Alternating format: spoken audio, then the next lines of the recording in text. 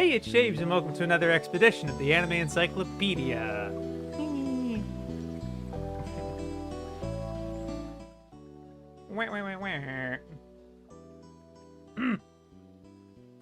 Well, busy few days, and it's been good. It's been pretty productive. Been able to go to the gym enough times, getting stuff done, errands are done. Just got a big task from my boss at right the time when I finish the video. Hello, Greg. You know, I have a lot of things happening right now on my computer. Not a ton, like I could be having way more, but limitations. Hello, Victor. But I have like a ton of stuff downloading right now, like a terabyte worth of material for work. And I can't I just finished exporting the final draft for this next video. It should be out Monday, and it'll be out for patrons as soon as as soon as I'm done streaming. I can't upload it right now because it would require me being on my Caribou channel, and I'm on my Shaves channel. I can't log into both at the same time on this desktop, at least. I was thinking maybe I can upload it on my phone, but then that would require getting it onto Google Drive, and that was apparently going to take an hour and a half. And I was like, no, not worth it. Good to see you, Veal. I'm done. Giga. Awesome. With the latest Giga. Okay. Let's see. We have like 100 entries left. Yes, so we are on time. I was like, oh, we have a week early. I was like, no, we're not. We will be right on schedule.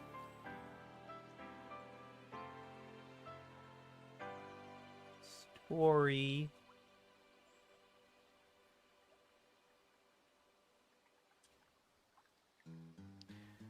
Okay, story of Little Monica. Okay. And we're ending with Sunday Without God. Congrats, can't wait to see your new video. Thank you, Greg. Hopefully it'll be fun. Hopefully it'll be interesting. It's just something that, like, it was originally born out of, like more of a metatextual YouTube thing. Well, it's actually a subject that's I've talked about on this stream. I've geeked about before, so. But I think there'll still be new information, and yeah, I think it's good. But definitely not one of the I don't know, but that's okay. I don't need it to be like a headliner. You know what it's in the range of, and I like this range a lot. It's a lot like my Chumon video. It feels like, and I rewatched my Chumon video, and it's so good. I like that video a lot.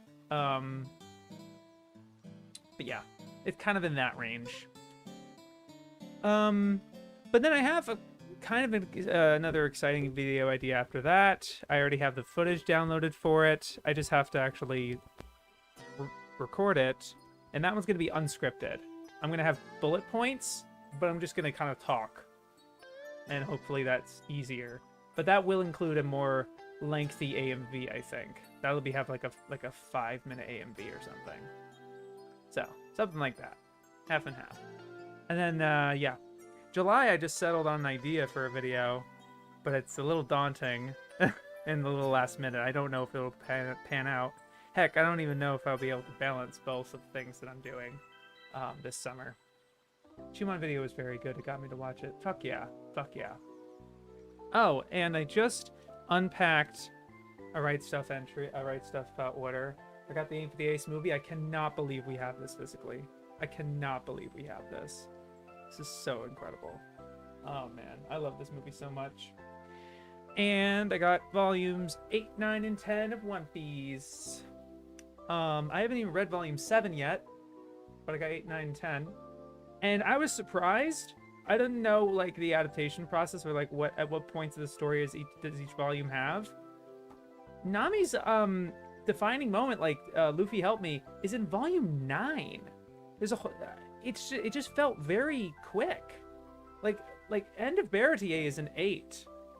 Like, yeah, like most of 8 is Baratier. Like the vast majority of it. And then like the last third they get to Arlong. Very little of it is Arlong. It's like a fourth maybe. And then it goes through all of the beginning of Arlong up to the climax part in one volume. It's so short. Yo, aim for the ace. Does it come with any bonus content? It just has a trailer. I'm pretty sure it's just a trailer. Yes. And not even one that I made. It was one that was already made that we had access to. But they didn't have anything else for us, unfortunately.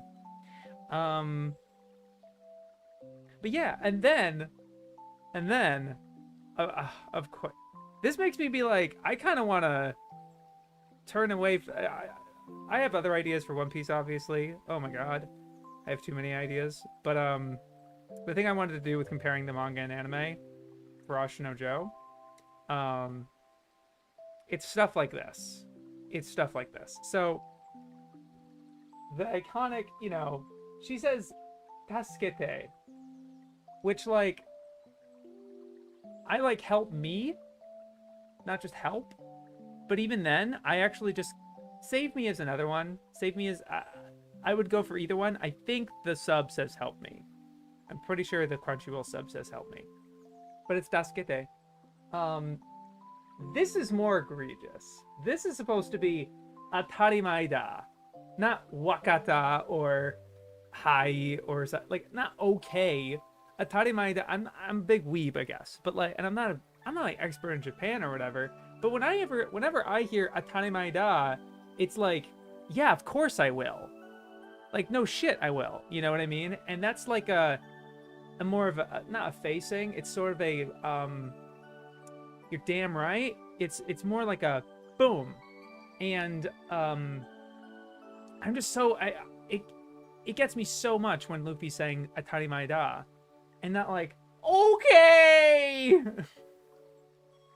You know, it doesn't hit. It doesn't hit the same way, and it makes me wonder.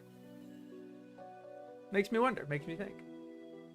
Manga readers, I'm just getting it out of the sun. But now the raccoon's right in the middle of the frame. There we go. What volume is the One Piece's real meme from? Like the 50s, man. I don't even know, but like 50 something. I'm pretty sure. Have you seen any of the current One Piece card game art? No. Yeah, okay, definitely feels too weak for that. Yeah, okay, definitely feels too weak. Yeah, right. It can't just be me. That's why I like listening to it. It's my thing about manga. One of my things about manga. One of. All right. And put these aside and pick up the book that we're here for. I was thinking, I don't know if I'll commit to this, but like at the end of the time skip, after this summer, when I come back, the first stream, nothing but articles. We're not going to start right into tea. We're just going to read a bunch of the articles. Maybe even all of them that we have left. What the fuck? How many volumes is One Piece? Hayden, it's 105. It's 104 or 5 volumes. I believe they're on 104 right now, but they've published enough chapters for 105 to almost come out. But obviously there's a delay. But yeah, like it's over 100. The 100th volume, it's interesting. The 1000th episode, 100th volume, and 1000th chapter all came out in the same year, 2019. I believe 2020? 2019 or 2020. I think it's 2020. No, yeah. Yeah, I think it's 2020. I think of it, to think of a better one on the spot either. It often feels like there isn't quite a translation that's 100% spot on. I would go with, of course I will. Of course I will. And that's what the sub does. Even you're damn right would work really well. I think that's not one of those Japanese words that doesn't have a proper English translation, you know? Hello, Oscar. Did you just refer to you going to summer camp as a time skip? Yeah, it's a time skip. No, it is. It's a time skip for this stream. Bro, how are you gonna fit all those volumes on a shelf? I'm building the shelf. I'm intending to build a shelf like along my wall in one long thing. I mean, hell, I don't have room right now. How am I gonna have room? I don't have room right now. I have 20... Look at this. These have been stacked here for weeks. I have no room. It's fine. It's fine. It's fine. All right. We're in. Sorry for the delay. Story of Ricky from 1989. Open the book. Taking a look. I'm such in a positive mood, and now I'm about to lower it down. Cool it down, brother. I put it on ice. Put my mood on ice, basically. I'm sorry last stream was such a bummer. Not my fault. Retiring One Piece wall. Well, I have the same collecting problem. Yeah, no, I didn't. Damn. Alright. Story of Ricky. Not reading this one. Not out loud. You know what I mean.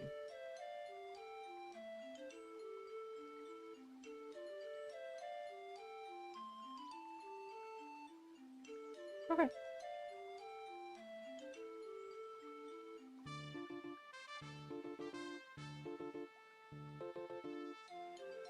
Oh, they added, compared to the much later Dead Man Wonderland.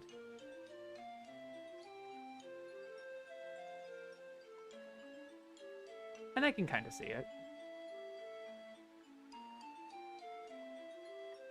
Although they do mention Dead Man Wonderland a lot.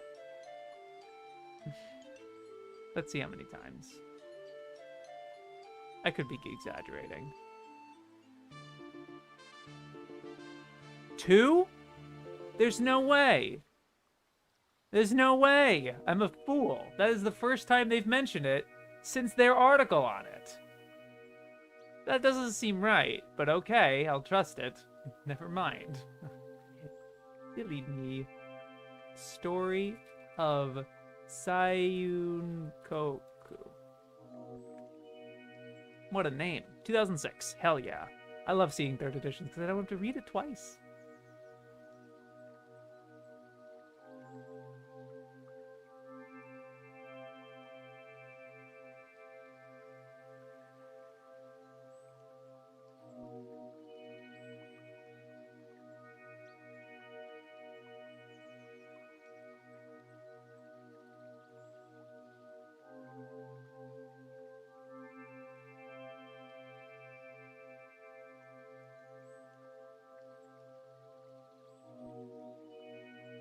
Delightfully affirmative romance in the old-fashioned sense of the word.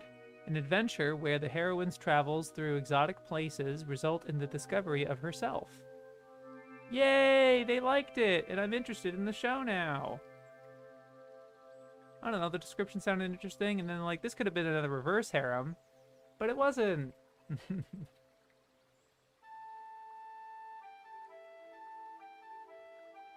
Boy, I sure hope my internet this isn't putter out. Okay. Positive. Story of Sayunkoku. Could have been another reverse harem, but instead a delightfully affirmative romance. I heard this one's supposed to be good. Downloaded it during free leech. I wish Berserk ended with volume 41 because now it cites perfectly in the shelf. Oh yeah? I want to see that. Needs to be relicensed for new home release. Oh, yeah. Story of superconductors. Okay. 1988.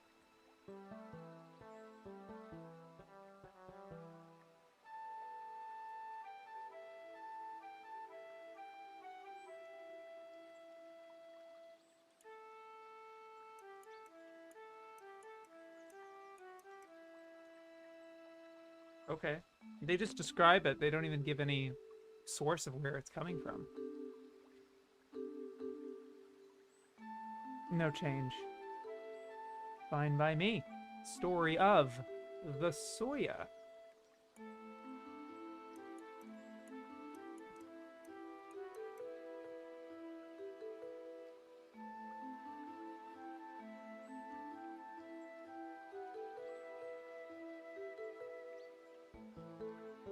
Okay. Another just description. Ah, they did add something though. Let's see what they added.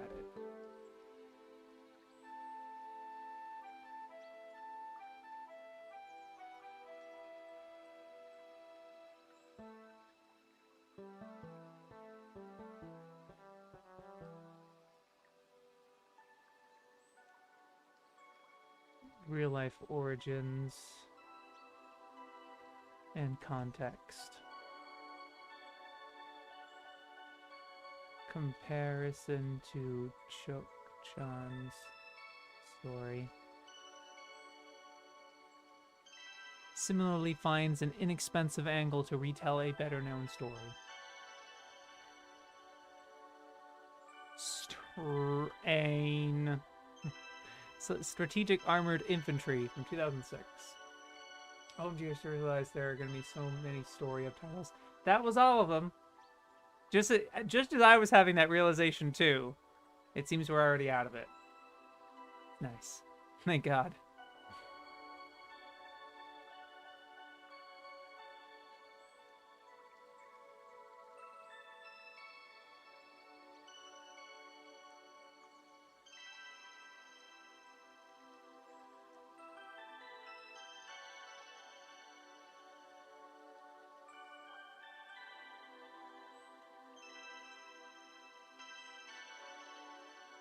We were fascinated to learn that this show is a loose science-fictional adaptation of A Little Princess. Sadly, and surprisingly, since everyone involved can do better, the leading character is far less likable and inspiring than Frances Hodgson Burnett's young heroine, and the pacing and lack of character development give a leaden overall feel. Okay. I'm gonna give this a dismissive, because it's like, weird, it's like Little Princess, and then it wasn't.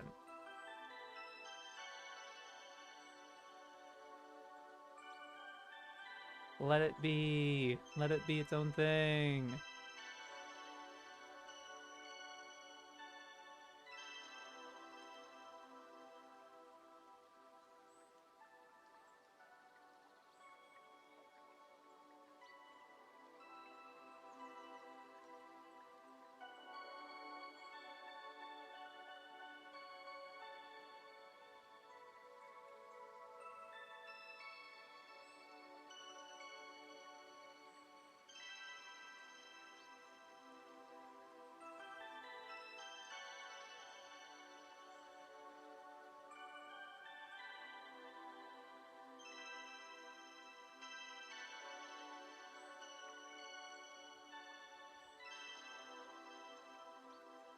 Wow, how? Unless they put them all in the story of category. I imagine they wouldn't put titles under. Yeah, they don't. They put the aside. They I don't know. Story. I don't know. Blank blank story. But I probably just jinxed it by saying it. Yeah. All right. Straight ahead from 2003.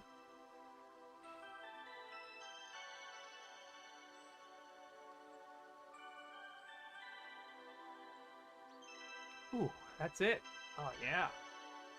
Crankin' Straight Jacket, 2007.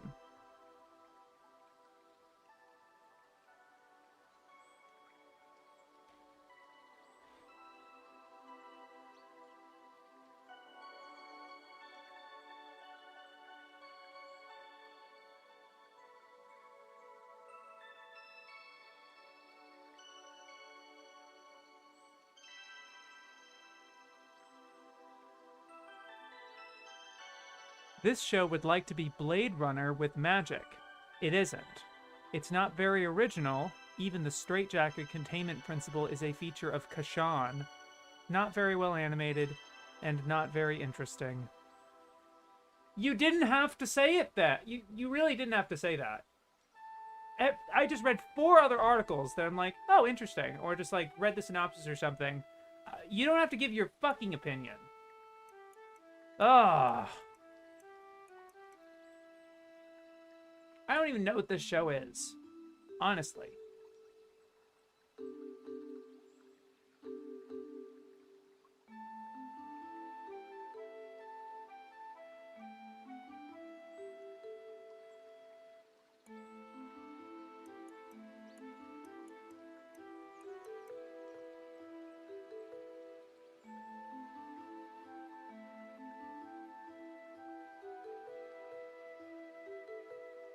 Ugh.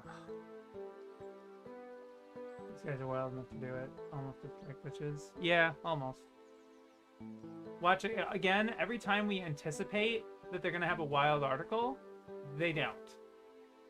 So let's anticipate they have a wild article, because I don't want to read it. I don't want to read. I don't want to get my ass on. I don't want to get my ass knocked. I don't want to get knocked on my ass. Sorry, Strange Dawn, not Straight Dawn.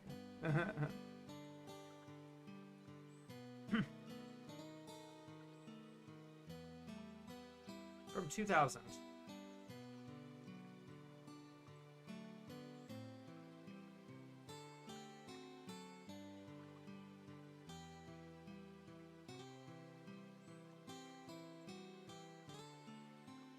Predictably cute character designs, including a couple of childlike fantasy creatures that at least make a change from the usual magical animal sidekicks. The story by Junichi Sato is so like El Hazard that the maker should blush to call it original. Okay.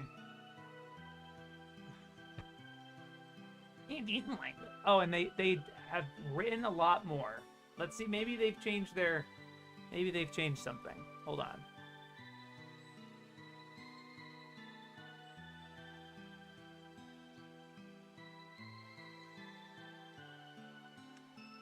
But what sets Strange Dawn apart is the use to which it puts its designs. The childish-seeming characters belie a plotline that is unafraid to jump feet first into war, bloodshed, and death. This is unfortunately exactly the sort of thing that TV companies don't want in their cutesy cartoons, leading to a patchy history of broadcast suspension and burial that has left Strange Dawn out one of anime's forgotten shows, at least abroad. As with El Hazard, Junichi Sato's story concentrates on the mundane annoyances that might beset human beings in a fantasy world. Regardless of the world that needs saving, the girls are more worried about finding a working toilet and how far they can stretch their limited laundry resources. Cunningly, the series also refuses point-blank to deal with the sorts of questions that another series, such as Escaflowne, would have answered in the very first episode. We don't find out why the girls are so antagonistic toward each other, nor anything about their life in our own world. The lack of an introduction scene misleading the viewers can keep them guessing throughout, and all for the better. That is a changed opinion. We got ourselves a changed opinion. How is Strike Witches even such a big franchise? They're like 5 teams. Military otaku. I think it's still going pretty crazy. People love Strike Witches. Changed. Strange Dawn. Dismiss. I have to look at the notation again because this is so rare. Every time. This has happened like 3 or 4 times total.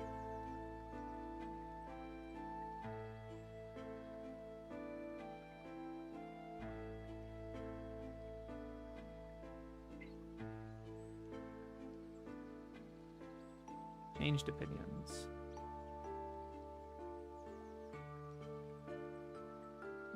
Hold on.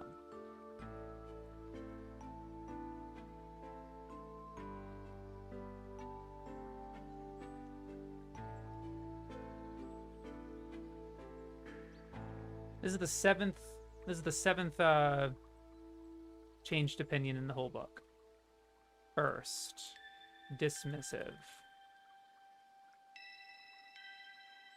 Story is so like El Hazard that the makers should blush to call it original. Third. Positive.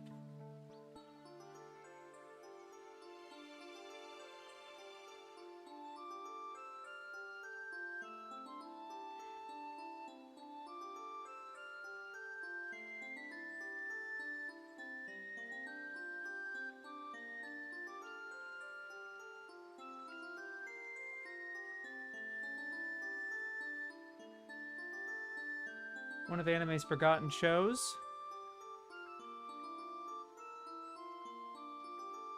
Cunning. Cunningly, the series would refuses to point blank to deal with the sort of questions another series would answer in the first episode. Lack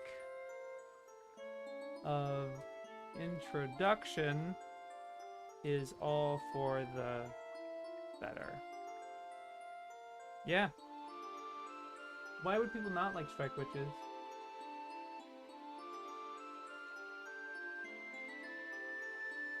I can understand.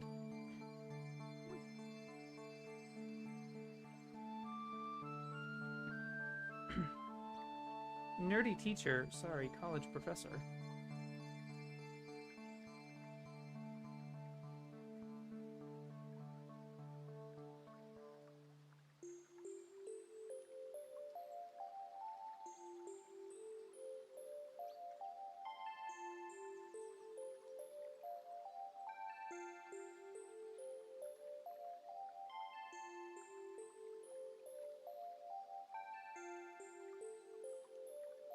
This is a creatively barren and often incoherent jailbait fantasy in the spirit of Cream Lemon, complete with a few half-hearted homages to other animes such as Project Echo. The story and viewers deserved better than this.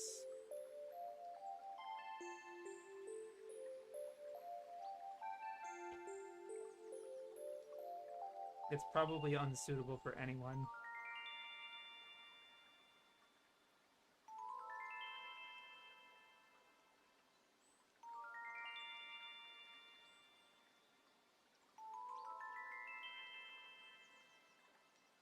Negative.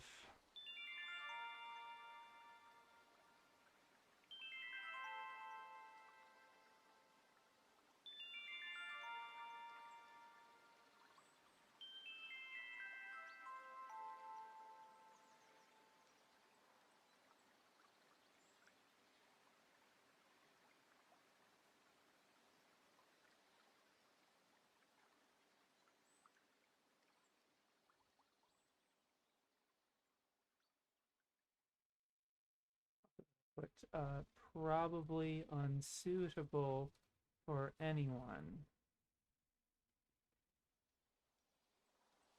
No change, of course. Strange plus. Just surprised that from all the ecchi shows, Strike Witches is the one surviving. It's always so weird to me when people act like watching something as some kind of means of torture, especially if it's short. Yeah, this is like... Strange Love's 2 episodes. 2 40-minute episodes, but still. Okay, to be fair, I know people who watched it, and most told me that Hen is really bad. I don't know. Strange Plus from 2014!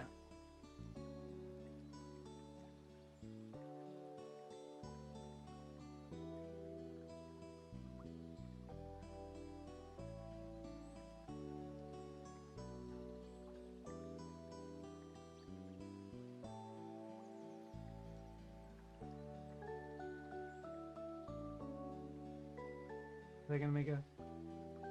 You can tell that they're gonna be Oh my god, why are they talking so much about this fucking... You just read the description, right? Read this... Fuck. Read this description for Strange Plus. You know? And they have this much to say about it. Why are you going off on this? I don't know, everything deserves respect, but like the balance is so weird. Like, picking your battles and stuff.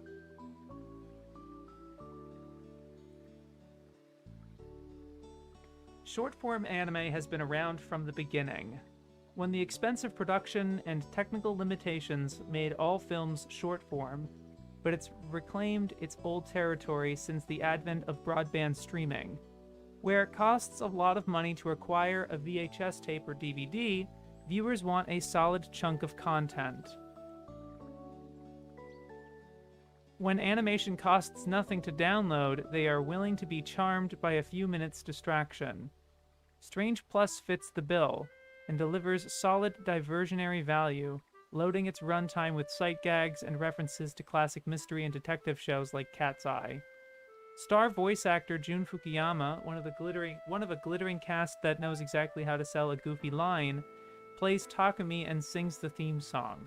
The second series, Shin Strange Plus, pointlessly romanized as Sin Strange Plus, seemingly at the creator's insistence, nods ironically to this when Takumi reveals he wants to be Jun Fukuyama when he grows up. Manga creator Verno Mikawa's love of physical comedy is also carried over. You may see the bodies of the Three Stooges and the Marx Brothers amid the debris left by the frequent demolition of the fourth wall. S Plus also packs in plenty of self-referential humor. An unaired episode was added to Blu-ray DVD releases. For those who think making something this short, non-sequential, and silly is easy, look at the crew list. 7 episode directors support Nishikawa, most also doubling up among the 7 animation directors, and 10 artists, including manga creator Verno Mikawa, are credited for the end card illustrations. Yeah, because they each make one. This is not hard. What? It's like, wow, it's easy. Look at the staff list. Look at how many people. They didn't have to have this many people in it, but they did because it's fun to have an end card illustration with a different artist. But that doesn't make it like, whoa, not easy, guys. That's just straightforward, you know? And if you give the end card illustration task to all 10 artists at the same time, it gets done pretty quick. I don't know why I'm so off on this, but like, such a weird comment to make. Although both series were released in 2014, Mikawa's manga began its run in 2003, so it's had plenty of time to build up a cult audience and give the anime a flying start. They really gave it a glowing praise for this, like glowing fucking article for this thing.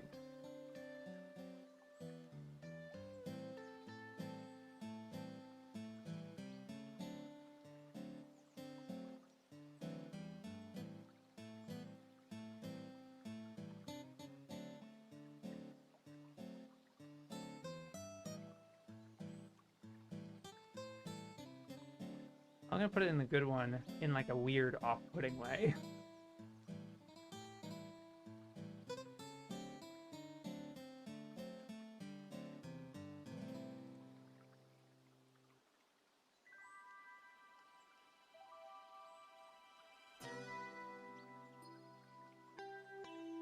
Like, it's so bizarre, that article for this show, but you don't give it for other title, for like Mushishi. You know? It's just a little weird. A little weird. Don't get me wrong, I think every anime deserves this. I think this is good, but the fact that this is not being done for all of it just makes it very uneven to me. I feel like, you know, when I make videos where what I used to do, I don't make it too much. I don't do this too much anymore, because it kind of bit me in the ass in its own way. I'm sure maybe they can relate. These guys can relate. I always have this like, well, I have 6 sections in this Ojamaja Doremi video, and this one is 13 minutes, and the others are 5. I kind of want to like elaborate a little bit, dig a little deeper, think harder, give more insight to the other 5 so that it's an even amount, nearly even, you know? Yeah, I just like that kind of balance. Or like my Gurren Lagann video, I was paying very close attention to each section being 20 minutes. And then the Joe one was 30 minutes because, you know, indulgent. But yeah, but this sort of balance is weird to me. I don't know. Tons of shows these days have end card illustrations by different people. Yeah, exactly. It's like a weird thing to make a note of.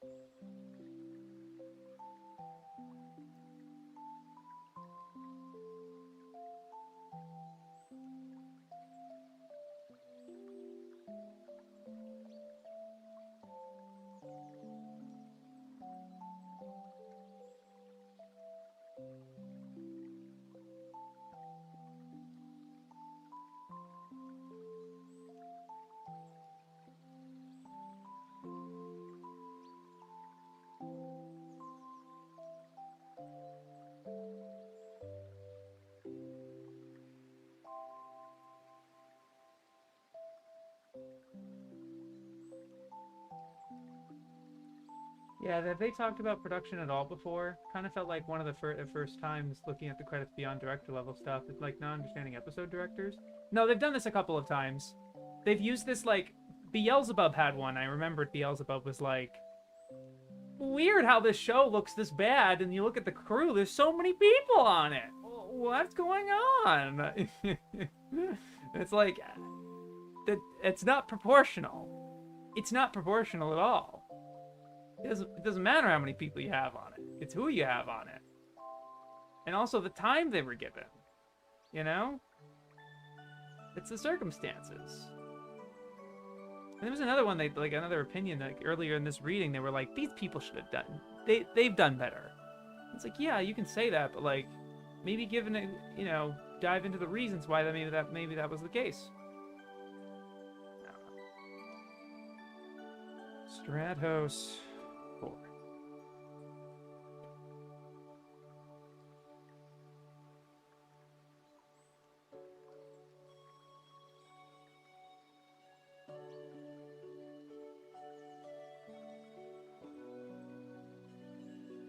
Oh my god, I have so much to say about this one.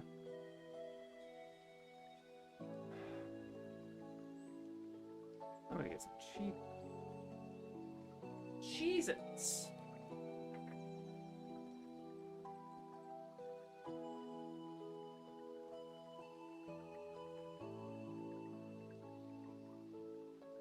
Gunbuster.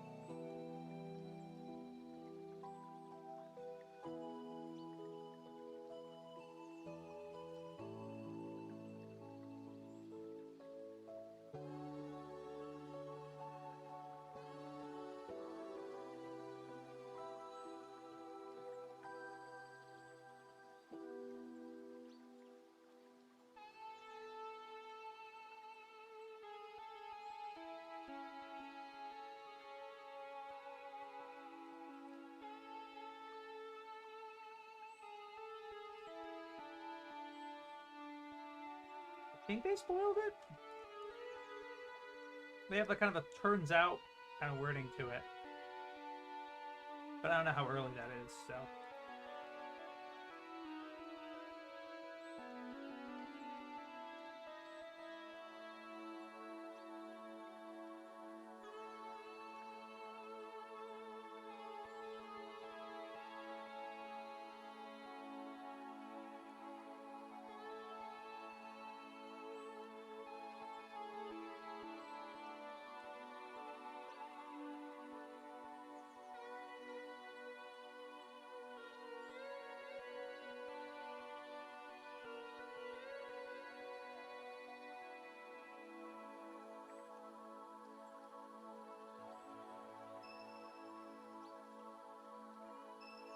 Got a new word. New vocab word. I'm just scrolling down to post it. Pulchritude.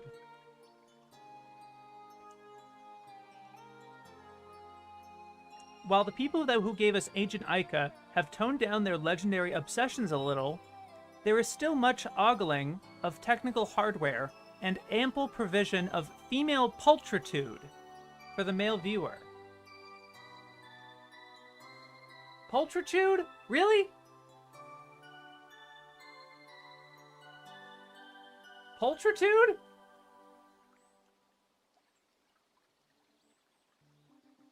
Define pulchritude. Beauty.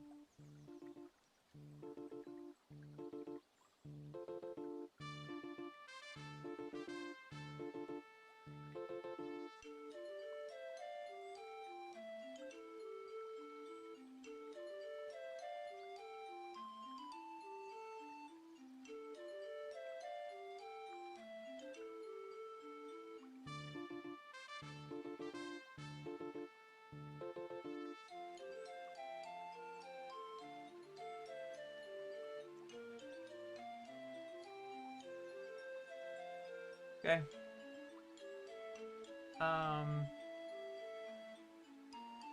It seems mixed.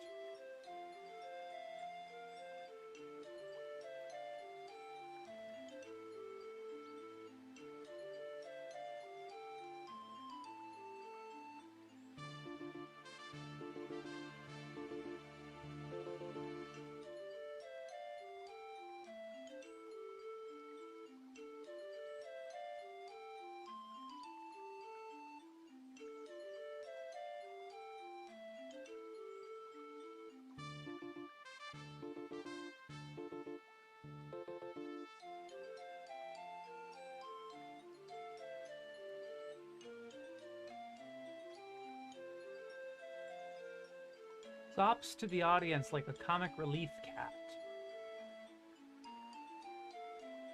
Outrageous suspension of disbelief. Required to watch a bunch of inept schoolgirls flying jet fighters. And yet does not shy away from moments of danger and tension.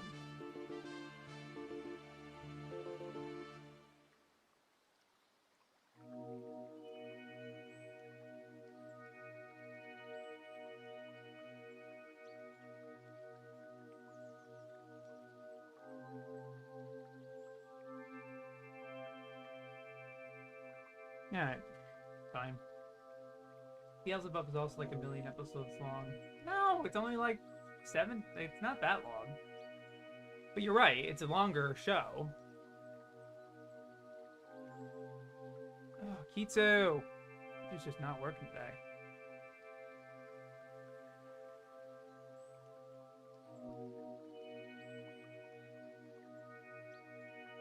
Not quick, like it usually is.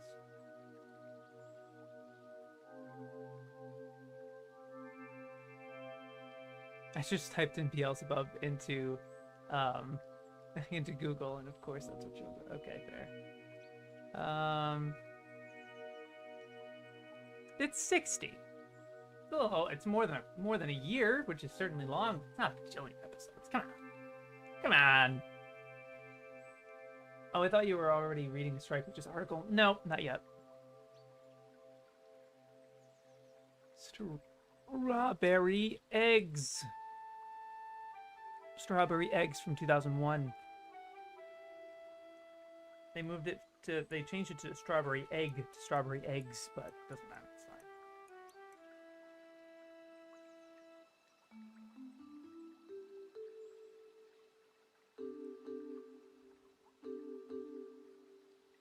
fine. Tenchi Muyo has a lot to answer for.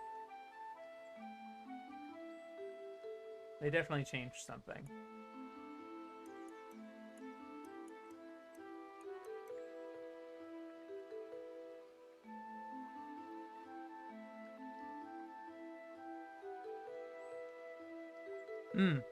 They describe the actual show. They actually scrapped the Tenchi Muyo comparison. Let me see what they got here.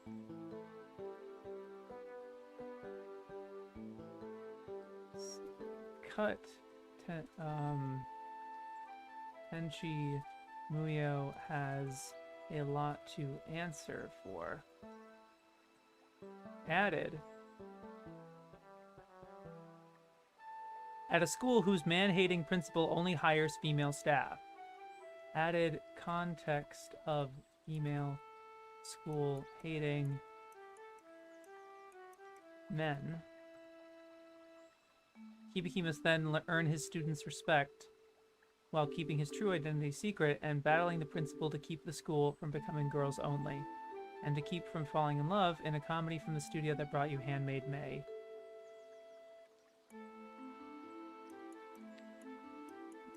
Landing of synopsis. Much better synopsis.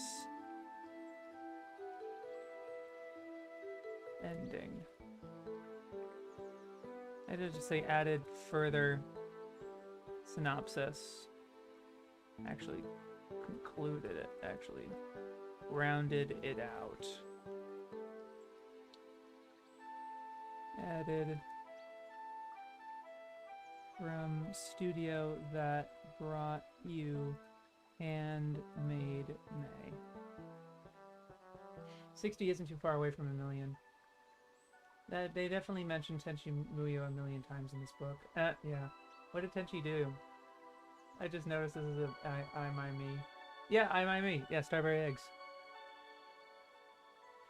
Okay. Strawberry marshmallow. Ichigo Marshmallow, which is 2005.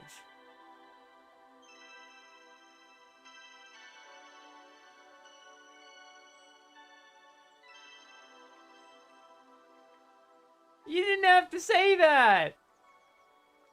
You didn't have to say that. Nobue Ito is a chain-smoking 20-something who is forced to endure the company of her little sister Chika and Chika's friends, who are supposedly cute. Supposedly? Are you saying that in like from the perspective of the chain smoker who is forced to endure the kids? Is that why you're saying that? Who are supposedly cute, thereby marrying the comedy setups of Azumanga Daioh with the world-weary surrogate mother of Evangelion's Misato? Huh? I gotta send that to Pause and Slide. Oh, man. I gotta send that to Joe.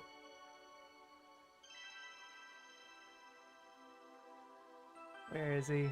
I haven't messaged him in a while, so he'd be scrolled all the way down. There we go. Okay. I don't know if am I wrong in that Joe is a thing with not thing.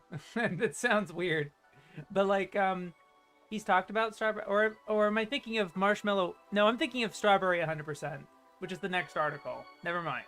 Okay, I'm not gonna just straight up send that to Joe. Shut the fuck up, they're adorable. They can't stop with the comparisons.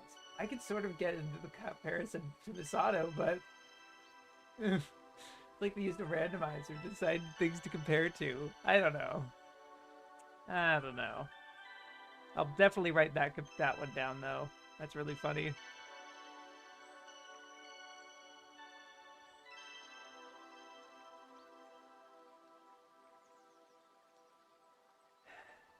Wearing the comedy setups of Azumanga Daioh with the world-weary surrogate mother of Evangelion's Misato. Wow. Okay, strawberry 100%. 2005.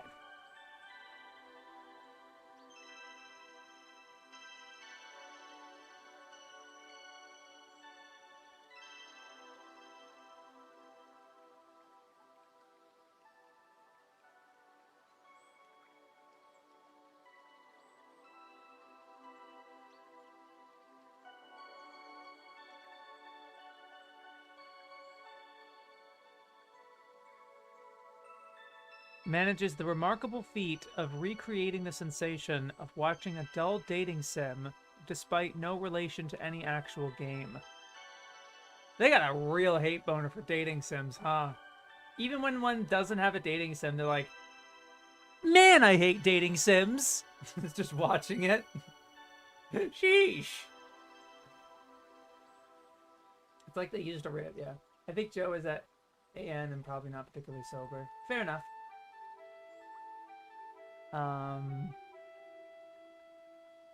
Where am I?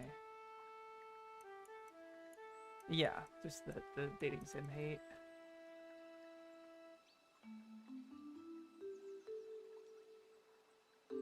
The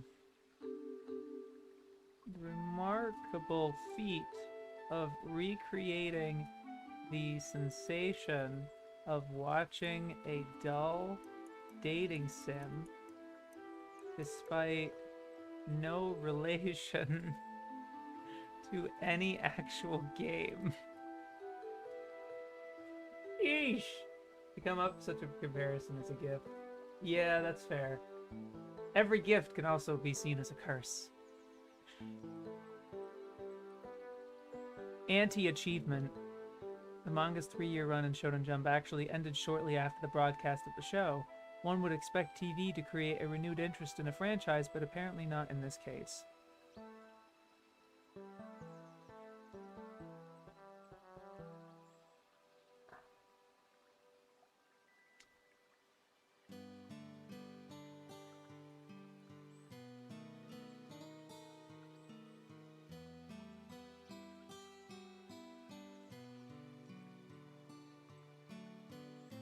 I don't really think they give a specific opinion. It certainly they give the vague of what they think about it, but it's not a stated opinion. This show is bad, or something. Strawberry Panic! I honestly would take that over another Latino comparison. Fair enough.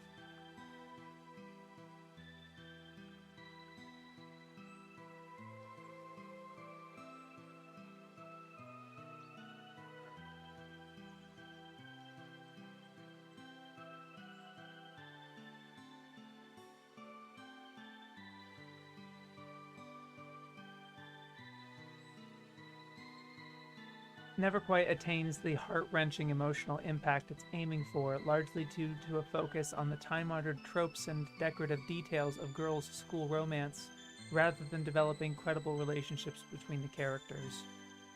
RIP. That is negative.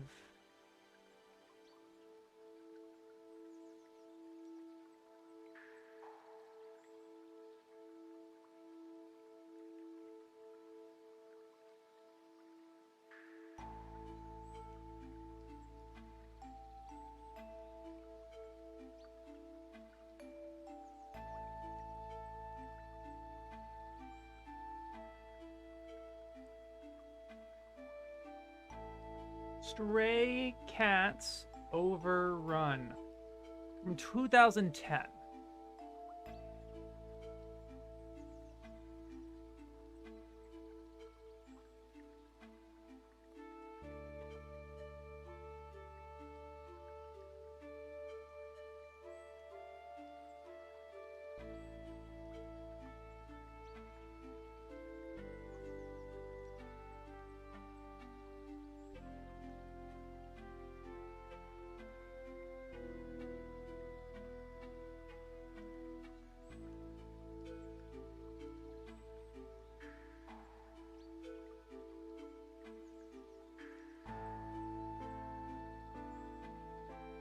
Warm-hearted but conventional and unoriginal harem story.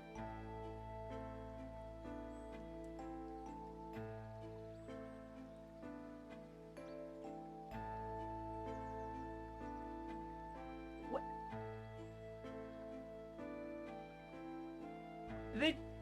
They just made another absolutely bizarre production statement. The 13th episode is a compilation summarizing the series. An important aid when you consider that all 12 episodes were directed, storyboarded, and animated by different people. The lack of consistency generated by this approach is frequently confusing. No wonder they didn't like Space Dandy. Get good! What the fuck? What are you talking about? How utterly bizarre. What? I'm shocked. I'm shocked. Do you know how many anime do that? Especially anime you like. What the hell? What the hell?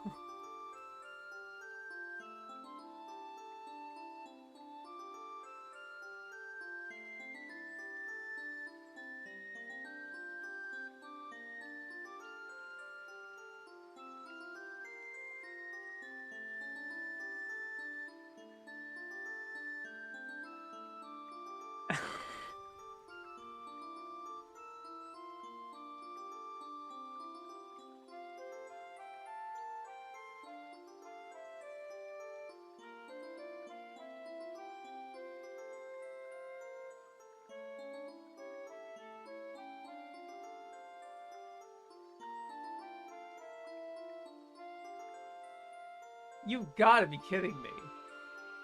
Let's see how actually... Okay, let's actually see the damage here. This must be really bad for them to actually make fucking note of it. This show is epic. Oh, of course you... That's funny. I think this is one of those shows. I only like anime entirely created by one guy. Method bad, trust me, guys. It has my man Kusakawa. Also Daichi, Sarojun, a lot of... Yeah, Sarojun. Give me that ANN. Come on. My internet's cranking today. At least I can still stream. Come on, my lad. It's the best you can do. Sheesh. Okay.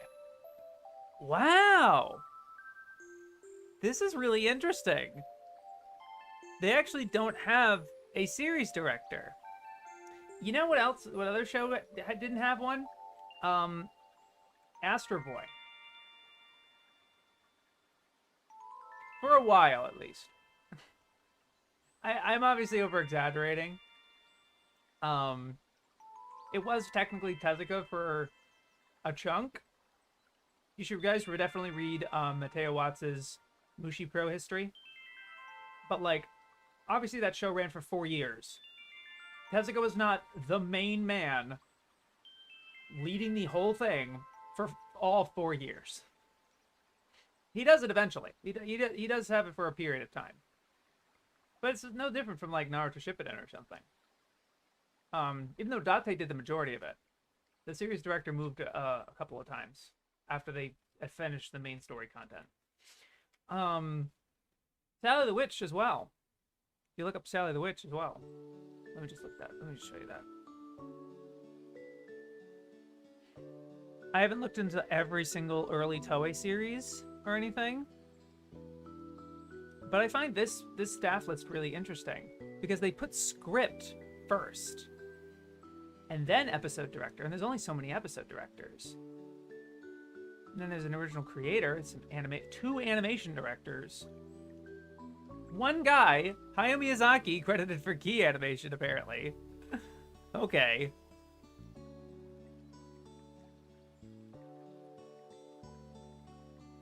Is that Masako Nozawa on ED2? Wait a minute. Is she... No, she's not Poron. She's Tonkachi. She's been Tonkachi this entire time? She's been the Tonkachi Tributes this entire time? I had no fucking idea. Fucking Lamau. No, but like... I'll admit this is really interesting. But you don't gotta be like, no, it's confusing, you know? Like, talk about how an episode's by Daichi, or Sato, Shin Itagaki. But you got one series comp guy. Like, how confusing can it be?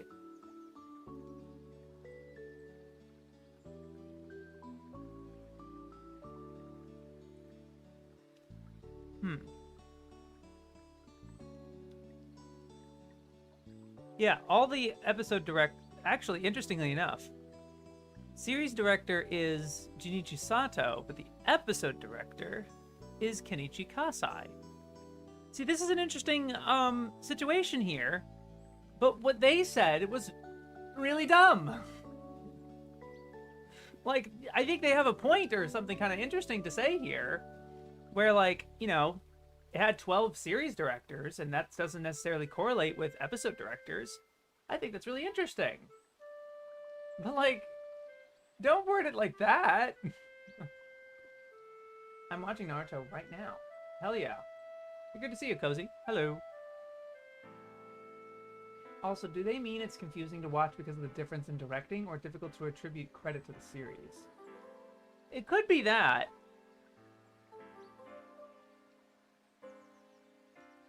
It could be that, actually, because maybe they just got a little peeved because they had to list all 1, 2, 3, 4, 5, 6, 7, 8, 9, 10, 11, 12. They had to list all 12 of them in order.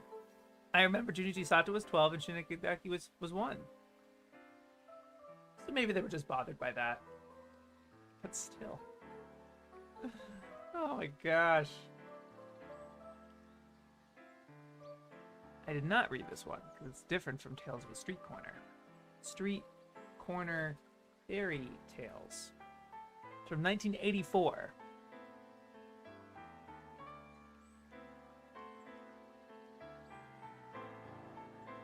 Wait, this is, it's Radio City Fantasy.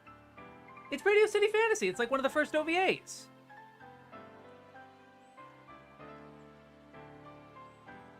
Street Corner Fairy Tales? Where did you get that from? Ugh. I'm just gonna write that down.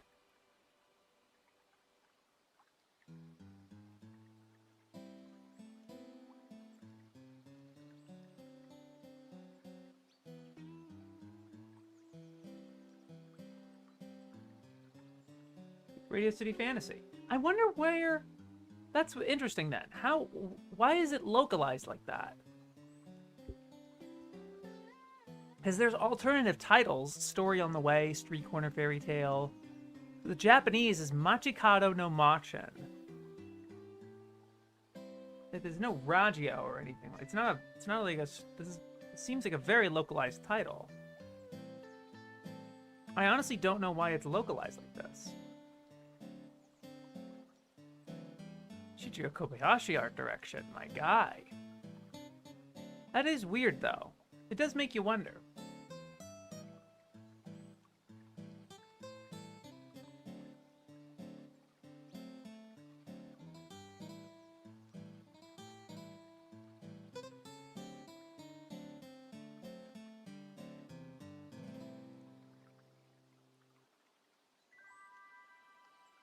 As the ladder.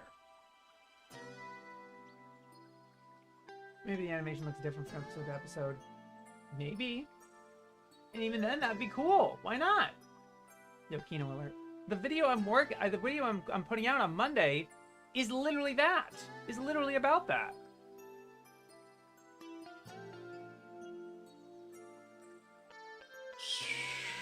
Street Fighter from 1994.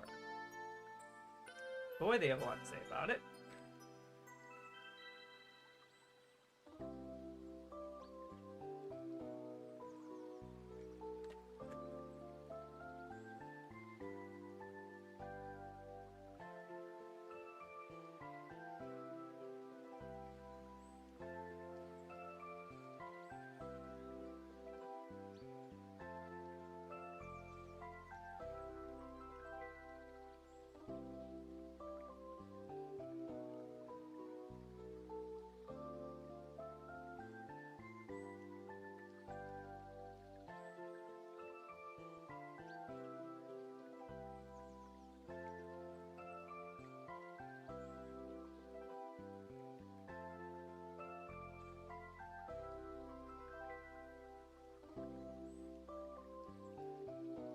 Many anime movies, such as Tekken, aren't motion pictures at all, but straight-to-video nonsense, given a pretentious title for a foreign release. Street Fighter 2, however, is a genuine theatrical feature with computer graphics, lifelike fight animation, and a big budget. Big budget! Okay. Now, very mixed about this one. I'll do it when I read the 3rd edition.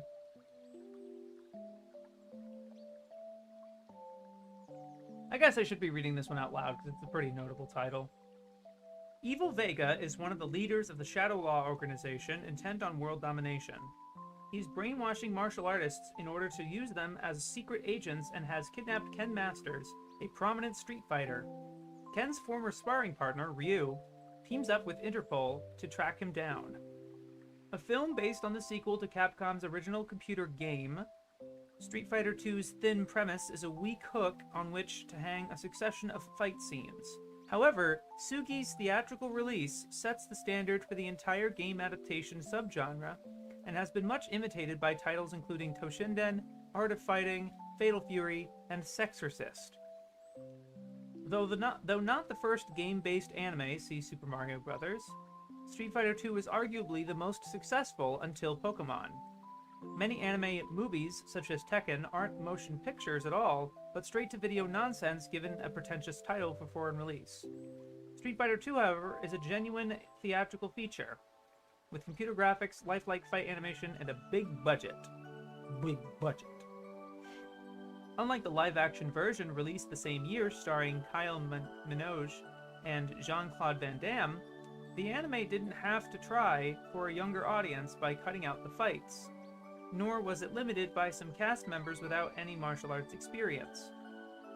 The fights in Street Fighter II were coordinated by real-life fight choreographer Shinichi Shoji, and since this is animated, everyone's superb. The derivative plot is a cunning conceit to gain as much of the feel of the game as possible without wasting too much time. Stealing from Enter the Dragon, Street Fighter II maneuvers its characters into a set of standoffs engineered through a fighting contest and the idea that several of them are working as secret agents or in law enforcement. It adds two elements that would become staples of fighting game adaptations. A mind control subplot to orchestrate fights between supposed allies, and a shower scene to showcase a female character in the nude. Characters billing... Okay. I was about to be like, you know, the staple of like, female characters showering in the nude, is not necessarily a conceit for Street Fighter 2. That's a conceit for Mobile Suit Gundam, actually. From what we know. From what we understand. Characters' billing comes partly determined by their popularity among fans and partly from their seniority.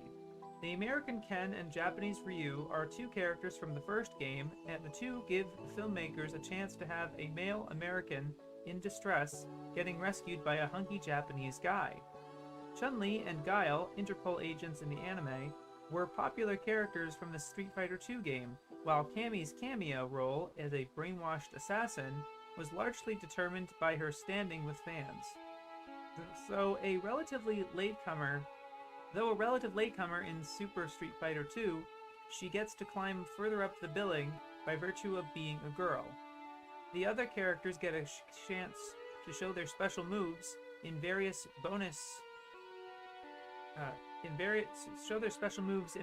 bouts, but most of the film belongs to this central cast. Each featured character gets an obligatory rumble, but Sugi creates moments of genuine drama, most notably in a marvelously choreographed fight between Chun-Li and Balrog, enhancing the tension with most of the violence off-screen or in partial shot. As in the game, the bad guys' names have been confusingly shuffled for legal reasons. M. Bison, originally the name of the big African-American boxer character, was assigned to the supreme baddie in the Western release, while M. Bison's name is changed to Balrog and Balrog's to Vega. The TV series Street Fighter II-V from 1995 serves as the prequel to the game, in which teen versions of Ryu and Ken are trounced by a young Guile and set off on an around-the-world trip to learn from the best of the best. Though there is a heroic effort to introduce deeper backstories for the Kung Fu clothes courses of the game, Chun-Li is a young Hong Kong tour guide, Fei Long is an action film star, the TV series is undistinguished. And even Suki's direction rarely rises above the barely necessary. Matters are not helped by an English dub that persistently mispronounces Ryu throughout, an achievement roughly equivalent to dubbing Star Wars with Han Sulu. However, amid the relatively undemanding audience of fighting game fans, the TV series could be considered a success. It certainly outlasted many of its more popular contemporaries. The final incarnation of the franchise was the two-part video series SF-Zero, 1999, with a new director and scenarist better known for Flowers Before Boys, Boys Over Flowers. New director and scenarist? So, Shigeyasu Yamauchi?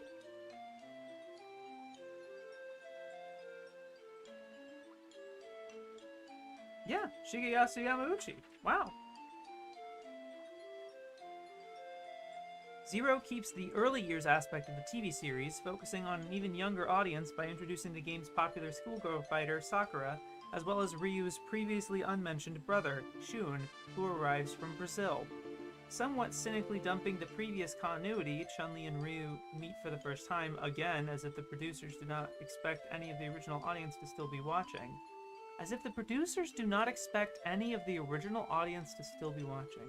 Sheesh. Zero runs through a predictable set of cliches, as Ryu discovers his father's evil secret, is tempted by the dark side, and avenges the death of his teacher. Zero was partly funded by US distributor Manga Entertainment, which edited it into a single feature-length edition in the expectation it would do as well as its predecessor. But while it often matches the kinetic action of its illustrious ancestor, complete with some good backgrounds, after half a decade of inferior copies of the original Street Fighter II movie, Zero simply looks like just another one. Okay. Oh, they use the Japanese names? Very purist. Yeah, they mentioned that. Okay. Reading the third edition and adding whatever needed.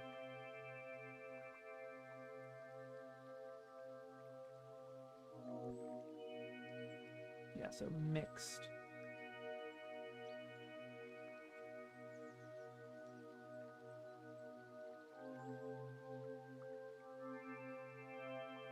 And this.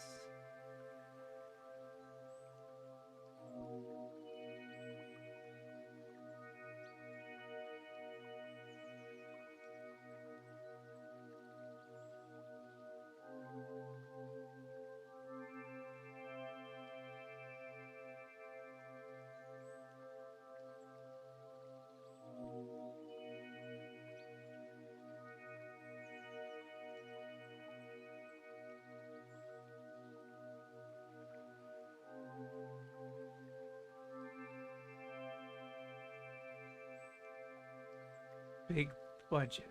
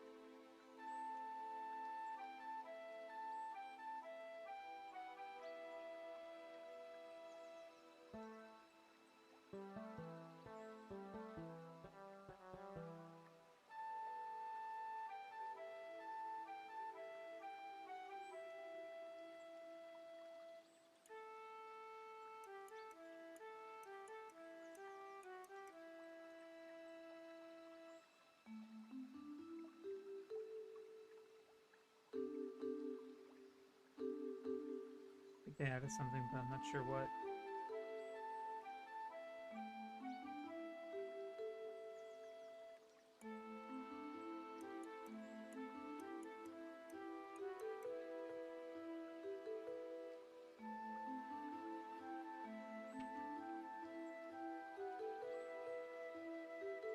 Okay, yeah, they added it here a bunch.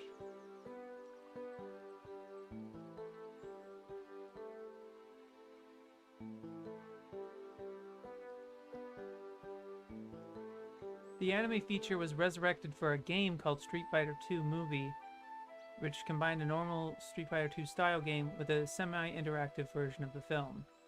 Add a bit about 96 game adaptation of movie adaptation.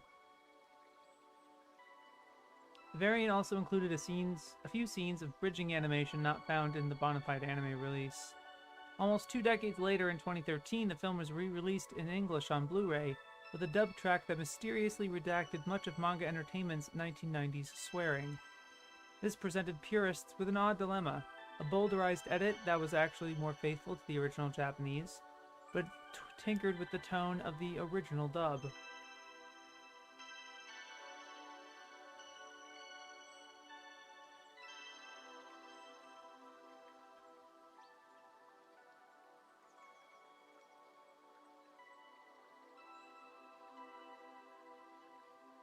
And controversy.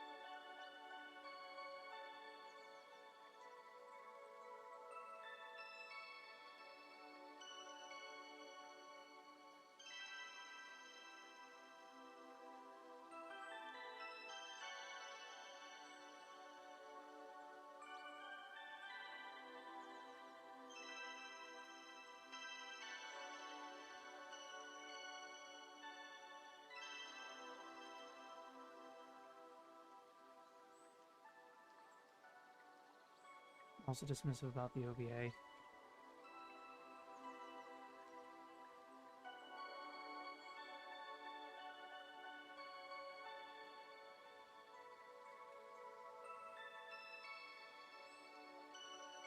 Street Fighter Zero.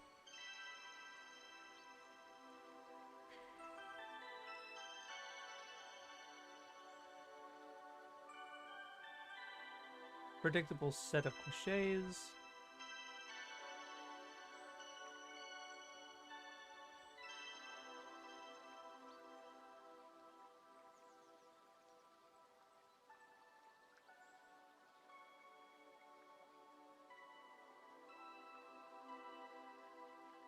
Alright, I'm just zoning out a lot.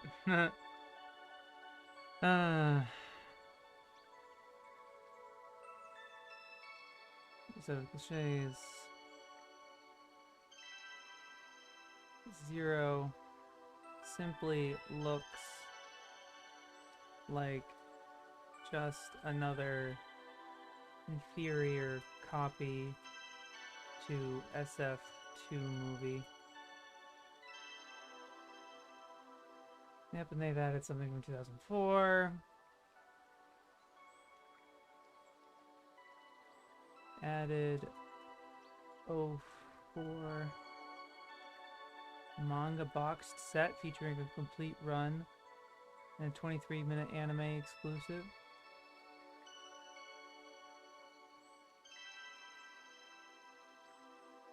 Added 05 Alpha Generations, 05 video, OVA.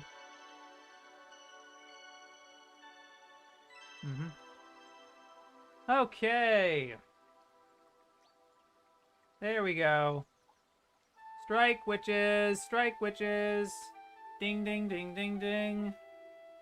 Putting out, you did! Alright.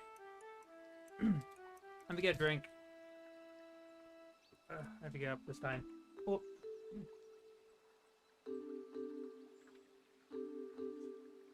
Yeah. Yeah. Mini. They are smaller. They're smaller.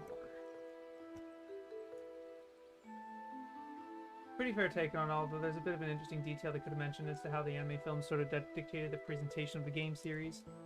Post the movie, the games began a lot more stylized or anime-like instead of the more realistic aesthetic. Nice.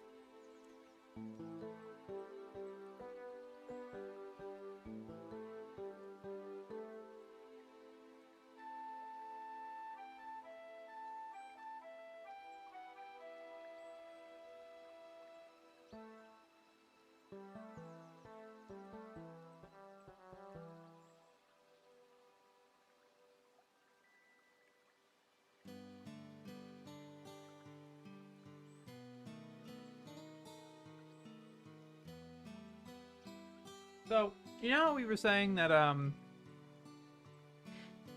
there's a lot of strike witches, like, there's a ton?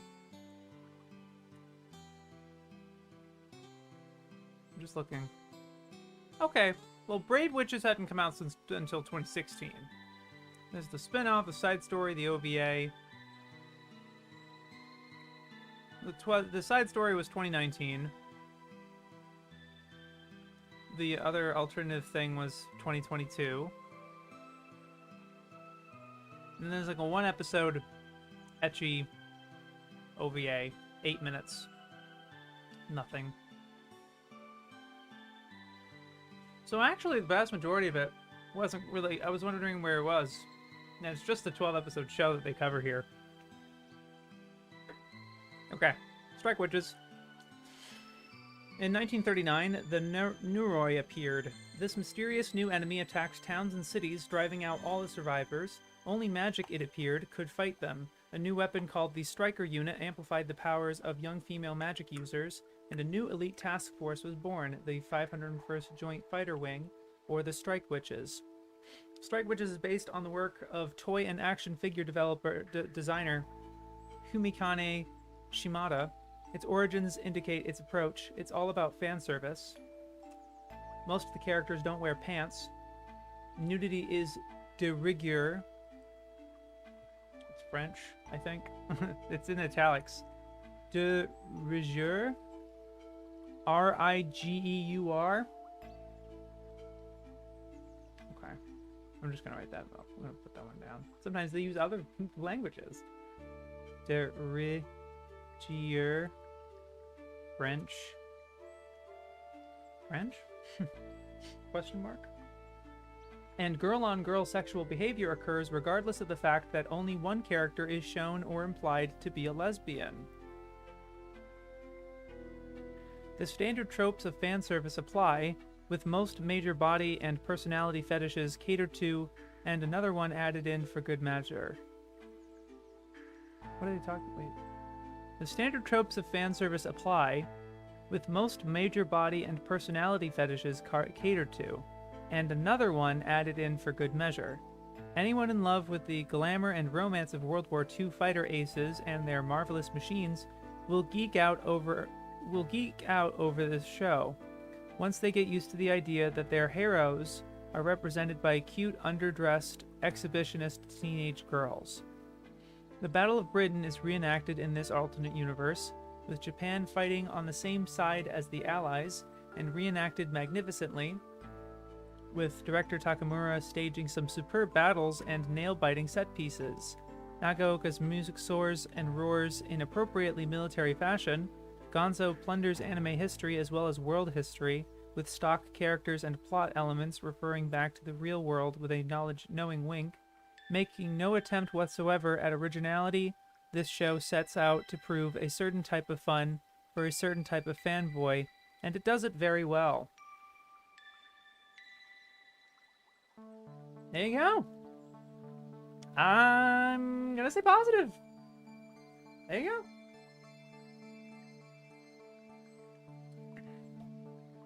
go. Okay.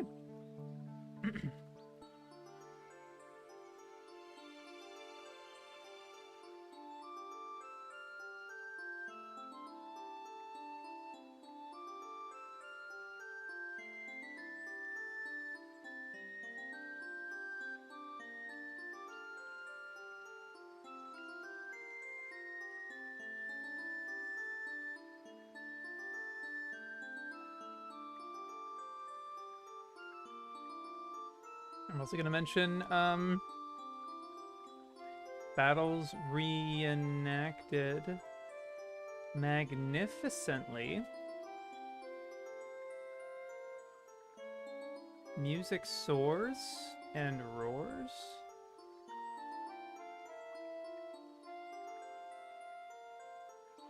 Studio plunders anime history as well as world history. Okay. That's it. Moving on. Student council discretion.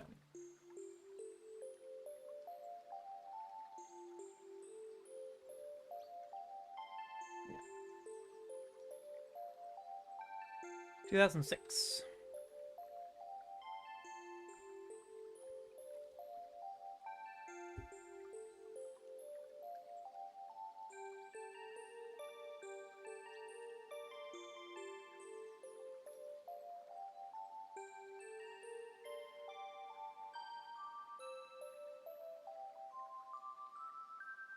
In this everyday anime, that would be a harem show if it could be bothered to be anything but a frame for cute girl ciphers.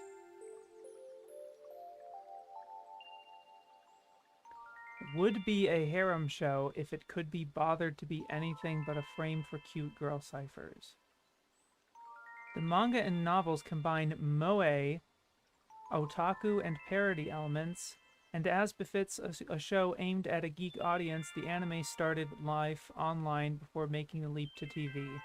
Despite its almost total lack of substance, it was popular enough to get a second season. Okay. Dismissive.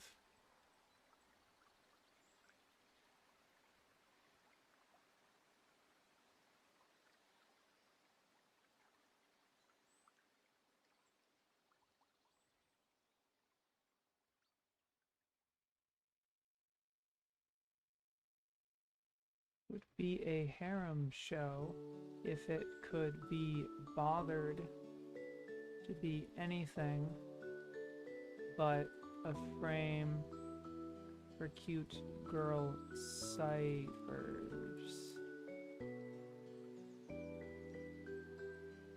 Despite its almost total lack of substance, it was popular enough for a season 2. Okay.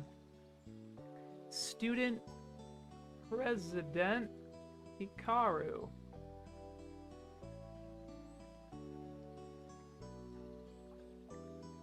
Now we're gonna have a flurry of studio articles after this.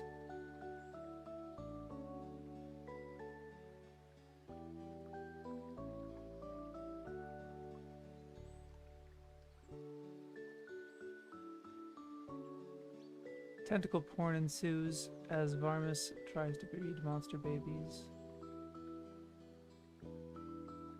Great. Studio Dean. Dean. I love Iron Giant. Dean.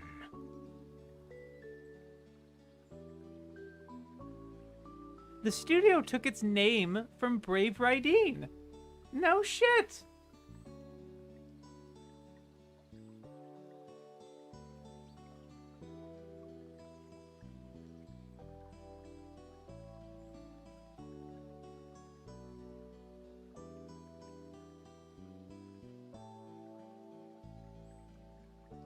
Okay, that's it. Although this was weird. Wait a minute. Notable works as a leading animation partner include Diamond Daydreams, Fruits Basket, and the Patlabor videos. Not Fate Stay Night? Oh, wait. They don't have Fate Stay Night in this encyclopedia. Right. Holy crap. Let me just double check real quick about Studio Dean.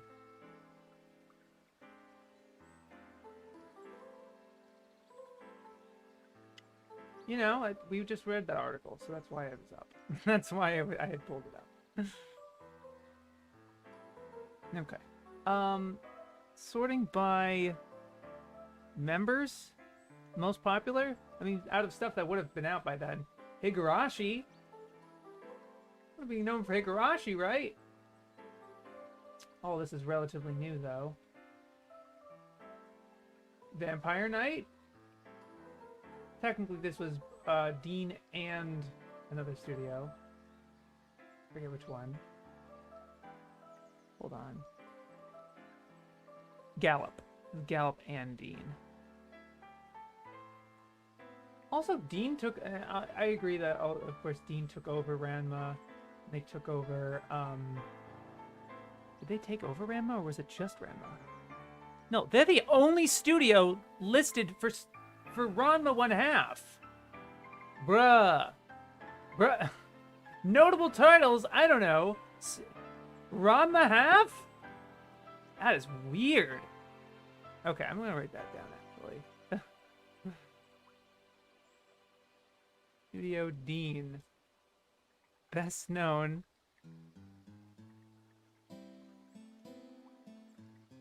No. Notable works include Diamond Daydreams, Fruits Basket, and Patlabor videos. Ranma? Half? And of course you notice how far down Ranma half is here. That's just how many newbies are using Mal, you know? Ranma half?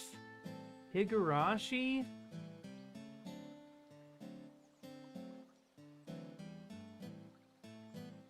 Hitalia?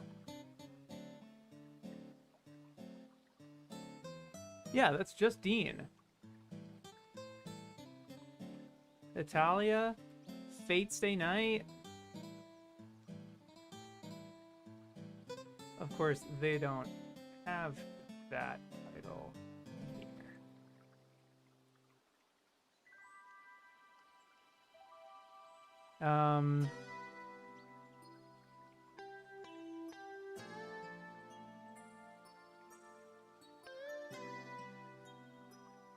Okay, really? Angel's Egg? For some reason, I didn't know that it was just Studio Dean that made that. Oh my gosh. Anyway. What we doing? Studio Dean. I just finished it, though. Now, we're on a flurry of studios. I'm just gonna list them all down, actually. Hold on, we're doing this again. Oops. Stop. Studio 4C. Studio Ghibli. Studio Live. Studio Piero. Studio Z5.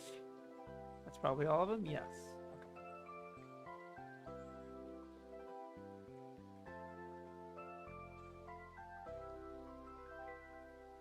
Okay. Alright. It's just my face completely covered. Doing Dean goated, haters can't handle it. Yeah. Certainly can't.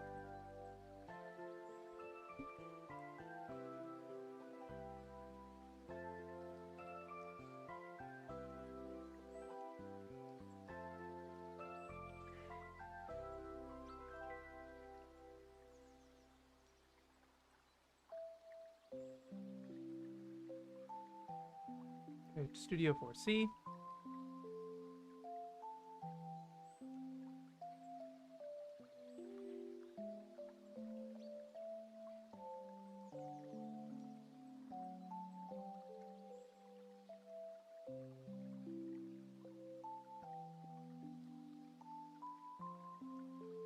Okay. Studio Ghibli. Founded in 1985 by Tokuma Shoten for Hayao Miyazaki and Isao Takahata, and initially mostly staffed by former employees of Topcraft, Ghibli's first notable work was on Miyazaki's Castle in the Sky.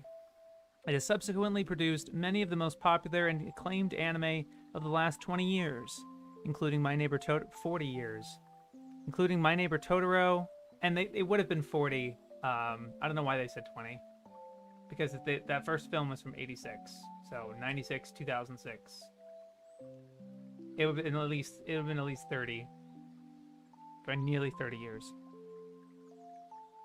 including My Neighbor Totoro, Grave of the Fireflies, and Kiki's Delivery Service.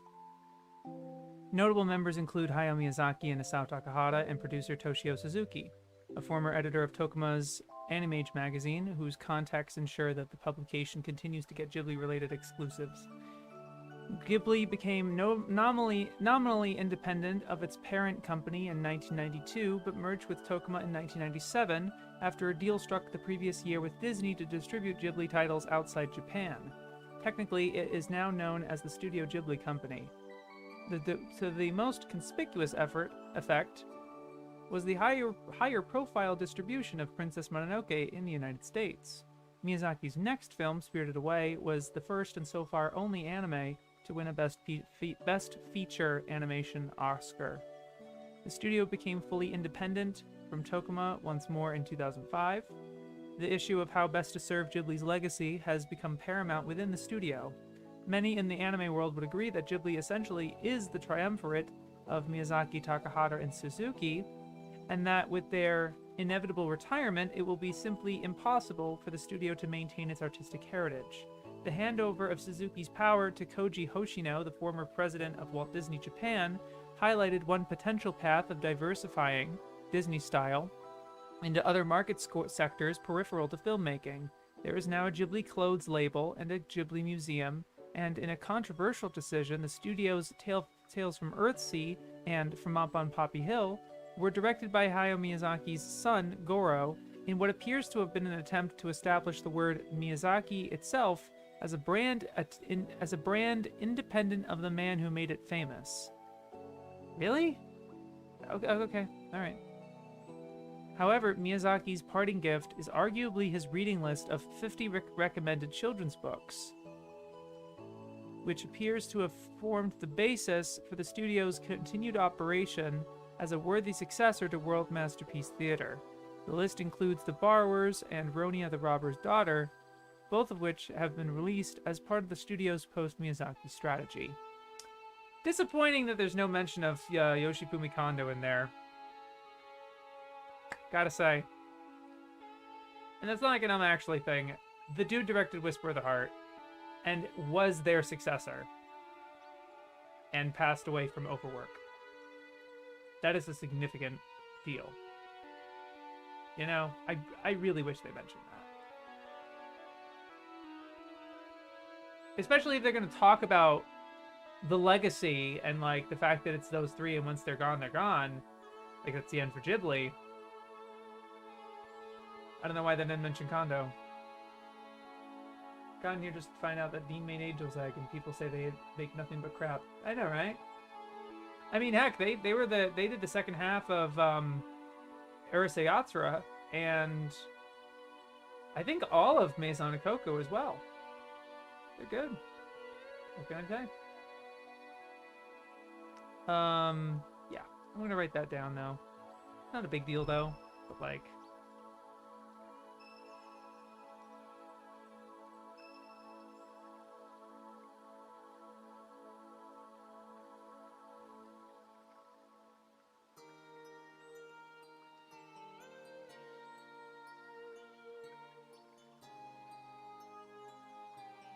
Oh well. Studio Live.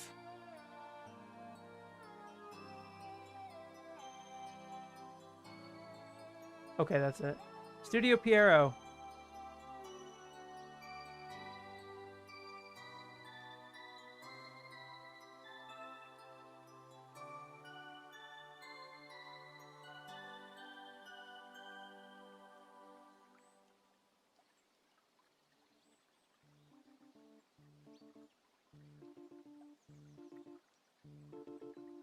What a weird art. What the hell?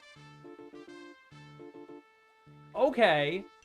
Founded in 1979 by former employees of Tatsunoko, Piero soon acquired a reputation as the creator of the softer side of anime, particularly magical girl pastel Yumi, creamy mommy, or fancy Lala, many of which featured character designs by Akemi Takada and Koji Motoyama. Its roster of productions, however, is just as wide as any other company's. Reputation aside, it also worked on Hyper Police and GTO. Usually billed today as just plain Piero, its modern successes include Emma and Sugar Sugar Rune. Piero? Studio Piero? Urusei Yatsura, Yu Yu Hakusho, Naruto, Ninku, Bleach?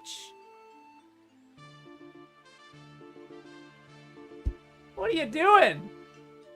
What? Emma? What? I'm looking forward to watching Emma, don't get me wrong. I know you like it. And, like, cool. Sugar Sugar Rune, goated. But, like, what on earth? Tokyo Ghoul? I get Black Clover's not on there. It's fair to mention GTO if it's more popular, if it has more members than Yu Yu Hakusho. But, like...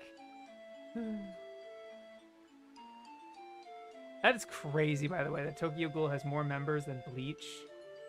Unreal. It has almost as many members as Naruto. Like, it's close.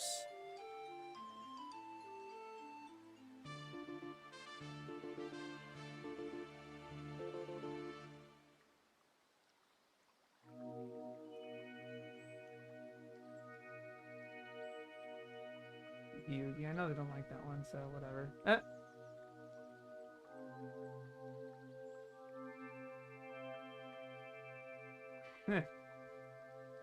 Just a weird assembly you got there.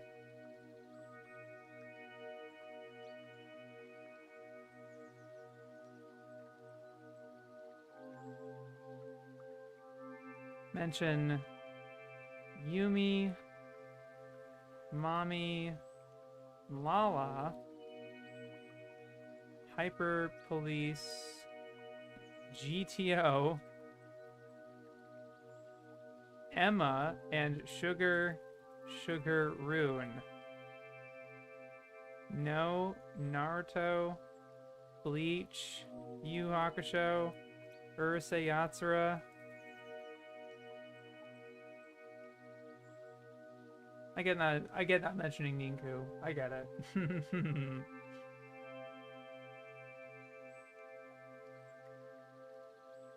Where does the Dean Bad thing even come from, Higurashi? It comes from Fate Stay Night. I'm pretty sure. CG Dragon or whatever. Mixed article. I like that they don't go too fanboy of a Ghibli, but I don't like the implication that Ghibli would be irrelevant with Miyazaki. I think they did that first canon anime that people meme about. They haven't seen much Jump shows, I assume. They mentioned... But, popular. Doesn't matter if they've seen it or not. They mentioned Hyper Police and not Bleach. Tokyo Ghoul is shorter and very popular with women, so it makes sense to me. It's like they're trying to mention the not obvious shows to shine a light on them, almost except they're not really helpful or knowing the studio. Low-key base. Alright, Studio Z5. Z5.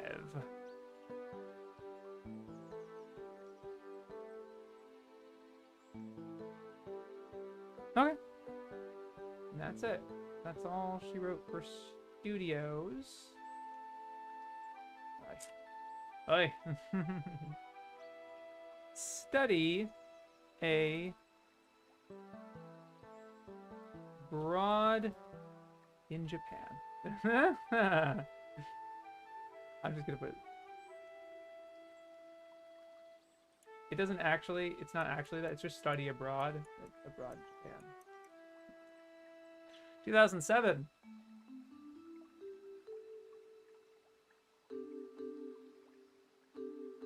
One of the axioms of pornography is that you don't actually get very much for your money.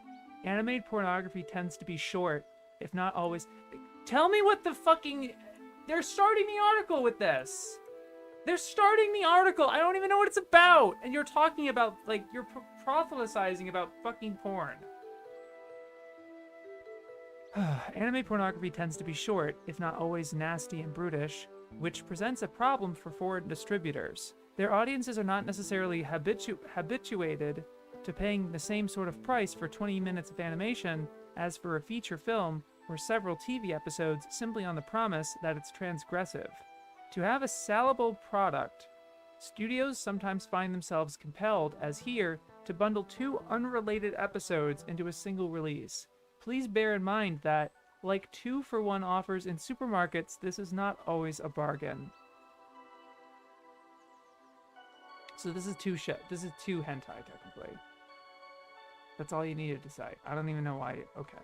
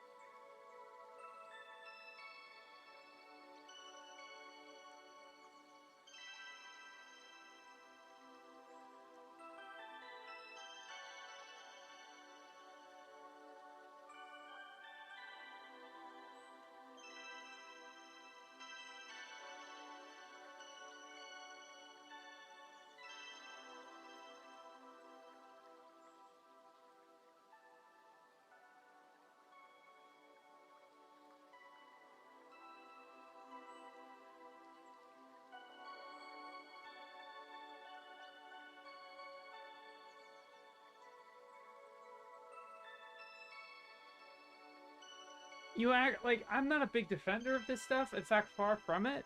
But really, like, practically, you could have started this article with sometime, like, this is a bundle of 2 unrelated episodes in a single release. That's all you need to say. You don't have to be like, hey guys, so porn doesn't always give you a bang for your buck. Like, shut up! I don't care! I don't care! First canon is Toei. Really? I haven't watched that one. I just know people meme about the quality animation. I really feel philosophizing. Hello, good day. Hello, Widproc. Okay.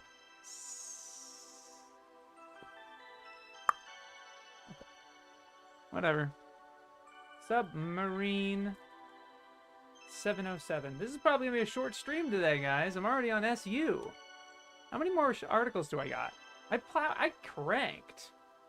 Fucking cranked. 1, 2, 3, 4, 5, 6, 7, 8, 9, 10, 11, 12, 13, 14, 15, 16, 17, 18, 19, 20. Okay, I have 20 left. I'm over halfway done, and I'm only less than 2 hours. So, I mean, that's good. Right? That's good, right? Let's keep going. Let's go faster. Let's just keep fucking cruising. Okay, Submarine 707. 1996.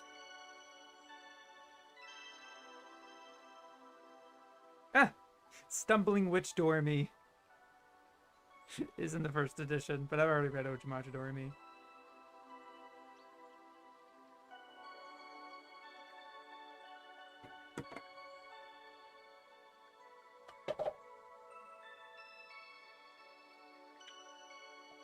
Tipping over everything.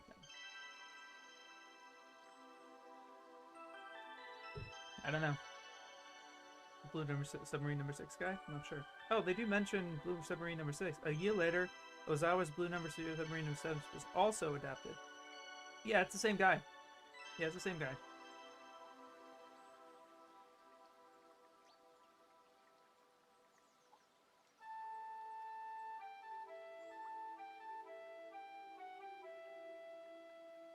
Old-fashioned yarn.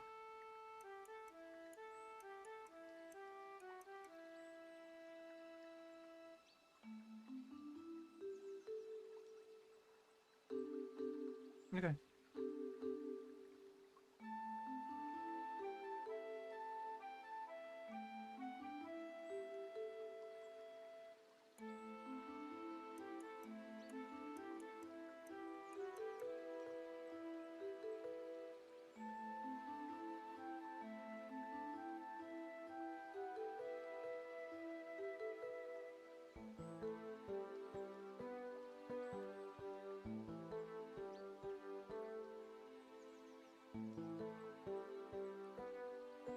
Okay, there's another article from 2003, 707R, and I'm just like waiting and finding out whether this is actually related to 707. Its clearest parallels are with the criminal mastermind and plucky Japanese super sub of Blue Submarine number 6, whose creator also wrote the original 1963 manga of 707R. Why are there two articles? Why are there... Wait, what? Huh? Huh? Strange. Submarine 707, 1996, and Submarine 707R, 2003, are two separate articles.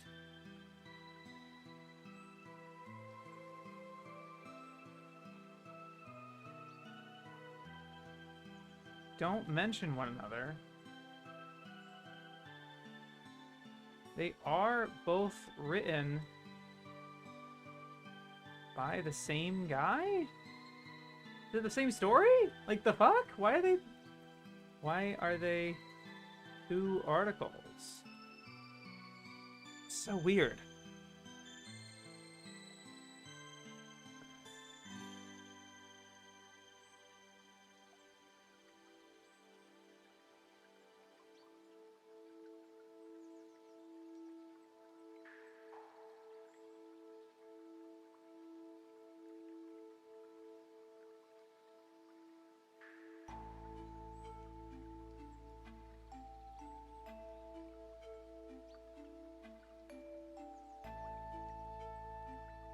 Alright.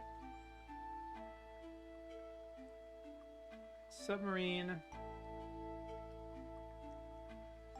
Super 99, 2003.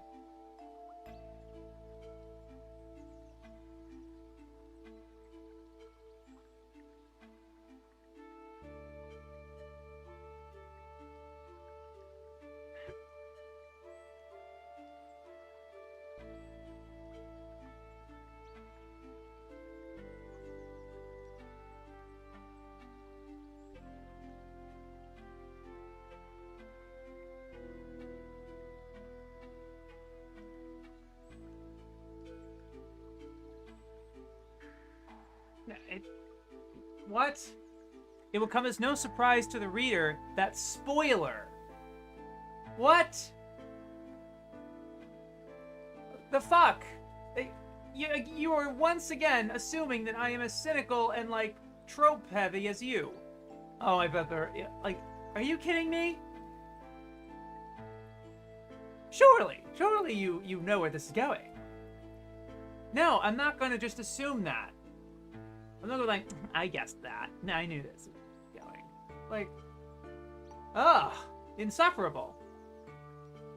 It will come no surprise to the reader that spoiler. What the fuck? I thought the second OVA was a separate series. Okay, I don't know.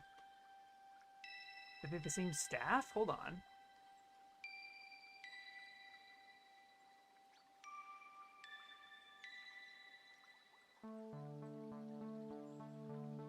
I don't think they're the same. One was done by Knack, and the other one was done by Group Tac. The directors are different, the script writers are different, the designers are different. No, this is a 45. It's a 2-episode of like so. Submarine 707, and then 707R. So this one's the OVA from 1990. I guess it's 7. I don't know if it's 7 or 3 now. And then there's this one. There's 2. The first OVA, yeah, there's 2 OVA series. So the first was in 97 by Knack, and the second one was 2 episodes in 03.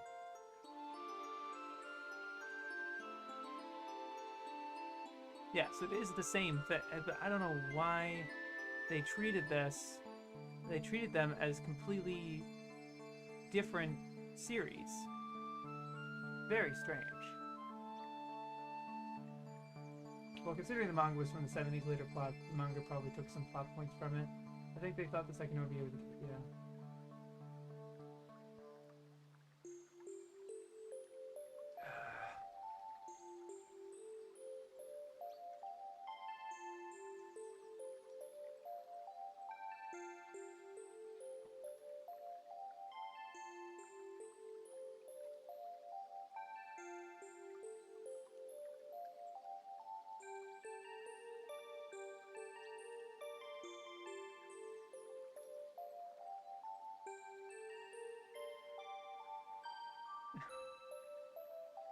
It is with a weary sigh that we note Leiji Matsumoto dusting off his old character designs yet again and reprising the basic plot of Star Blazers underwater. The rationale, as ever, is that if something is not broken, it should not be fixed, and that children's television is repetitive because it regularly finds itself addressing a completely new audience. That is all very well, but the hype for Matsumoto's work often clings defensively to his past glories, as if expecting more of the audience to be adults revisiting golden childhood memories than children who have never experienced them before. Consequently, this straight swap of new money for old rope is somewhat half-heartedly hyped as being in the retro style, although even the most forgiving of modern-day viewers surely must concede that the end result often seems less like a celebration of a popular creator's work than yet another tired, cynical rehash of it.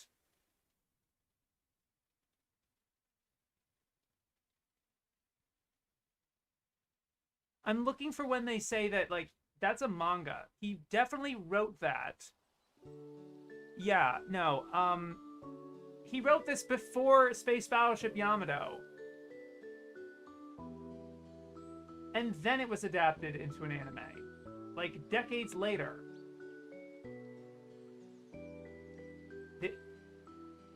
There's no excuse. They straight up were like, it's a rehash of Yamato. It came out before Yamato. My guy. The original manga ended 2 years before it started. Yeah, I know. Unbelievable.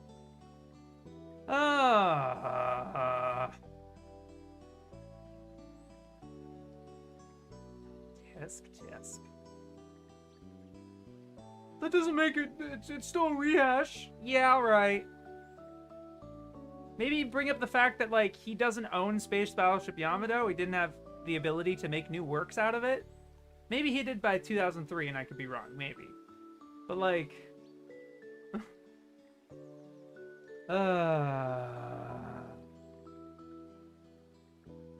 Submarine Super 99.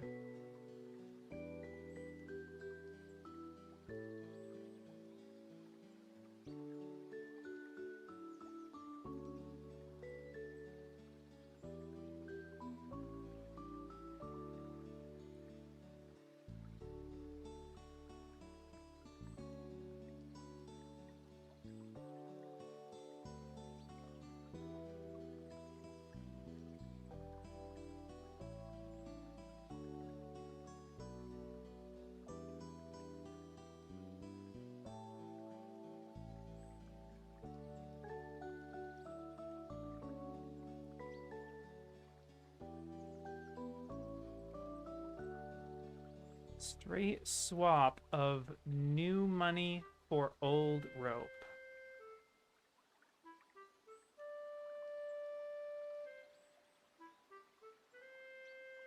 Yet another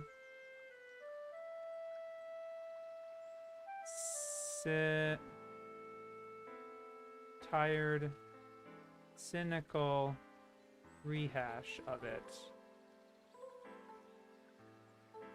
Compared to Thundersub, an earlier title for which Matsumoto plundered his own work, years before many of the target audience for Submarine Super 99 were even born. No mention that this is a manga he wrote in 1970, before Yamato.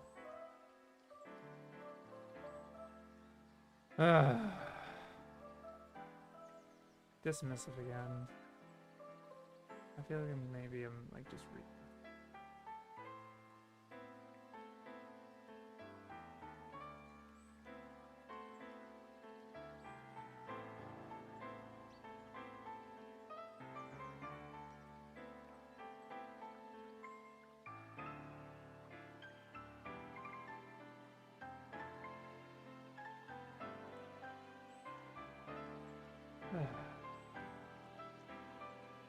Okay.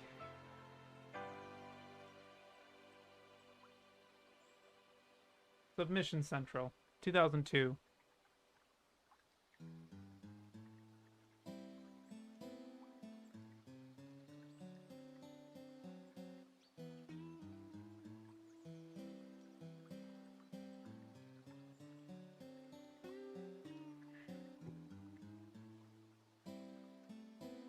I think this could have easily flown past me that this is porn.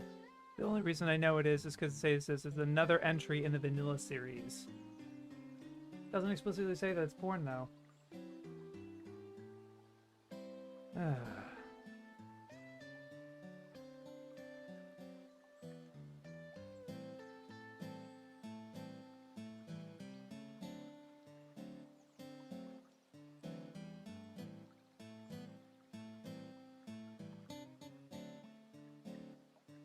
And I've been reading the whole book, so I know what the Vanilla series is. Obviously, they can link it, and they'll just, oh, what is the Vanilla series? You can look it up or whatever, but like... Yep.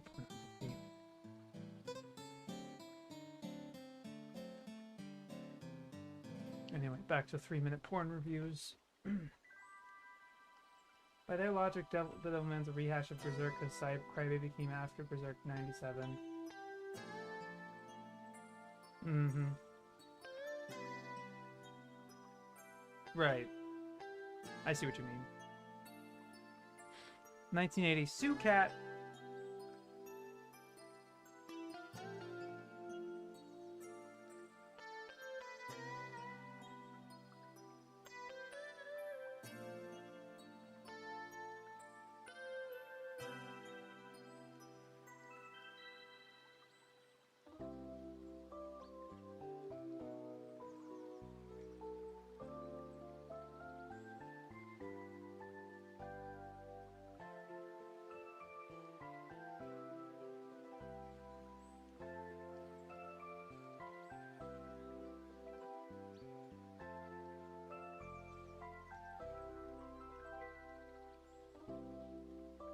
Right, 3rd edition.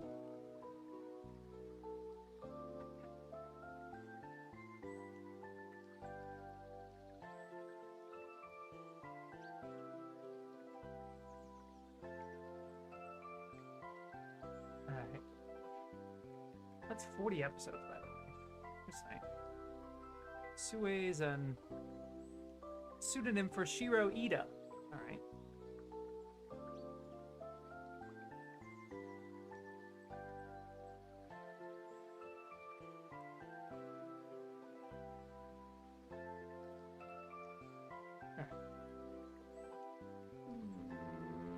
Sugar. Just sugar. 2001. It is not in the 1st edition. As far as I know. Yeah, and Gun Frontier is a ripoff of Trigun.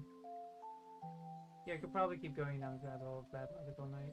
Hello, Otis. Good to see you. I got a video coming out tonight, for patrons. I don't know if you got one. Okay. I'm not sure if you're that Otis or not. Sorry. I don't remember. Sorry. Dummy. I'm a dummy. Oh well. Sorry. But it will come out Monday for everyone else. I don't know. I just brought that up just quickly. I was just doing the Patreon credits, and I think I felt like it was maybe you. I don't know. Sorry.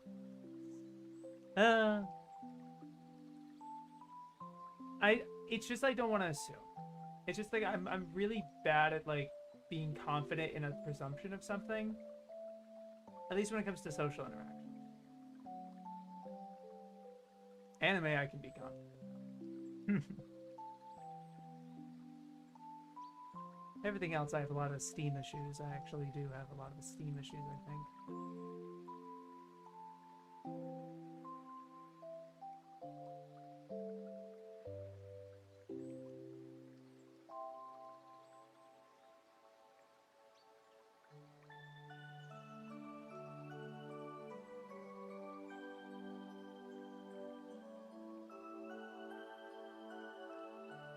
Hey, compared to Bottle Fairy, yeah.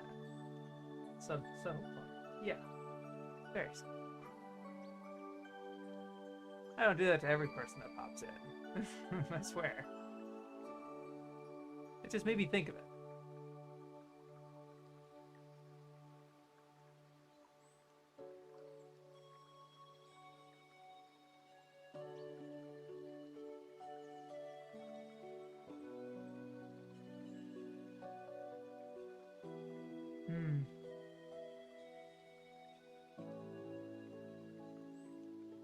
Relentlessly criminally cute, but after day upon day of sex and samurai-related anime, a welcome change to anime encyclopedists.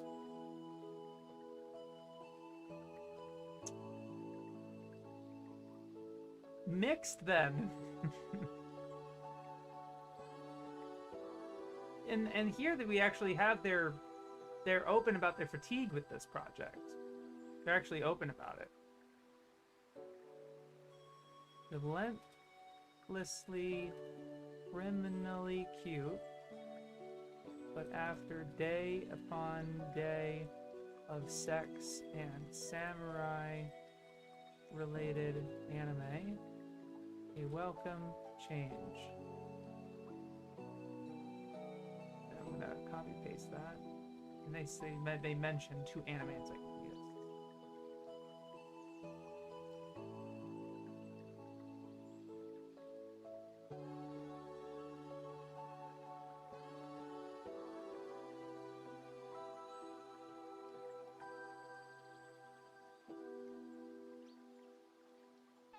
Same for me, I think. We all suck at communication in some way, and I don't mean this as an insult. Doesn't help when you don't challenge yourself and end up writing a lot of the same articles. Yeah, for sure. For sure. The mundanity of what they've set out in front of them, yeah. And that could also explain some of their weird humor or out-of-pocket takes. Like, they just sometimes it feels like they're lashing out or something. It could just be the sheer weight of this project. I get it. And look, I mean, it's a gargantuan effort for me to just read all of it. Never fucking mind making it, you know? And, but you know, I mean, I have you guys that I've been bouncing off of and finding support and comfort in, and, you know? Not to mention the overt cynicism, sure. Yeah, their outlook certainly doesn't help in this instance. Being extremely thorough is exhausting in a different way, I would know. But at least you're forcing yourself to be better. At least trying, you know. Sugar. Bunnies. 2007.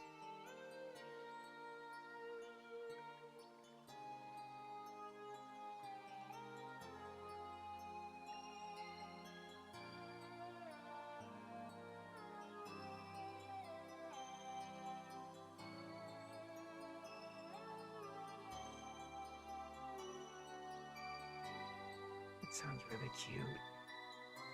Ooh, that sounds really cute.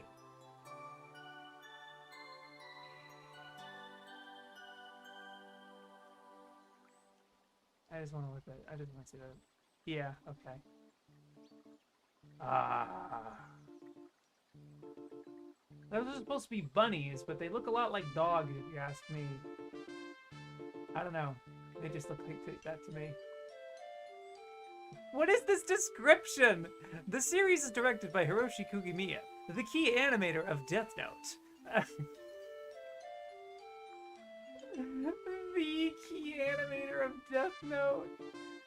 Oh, I'm dying. Hi, I'm Hiroshi Kugimiya, the key animator of Death Note. Oh man, that's funny.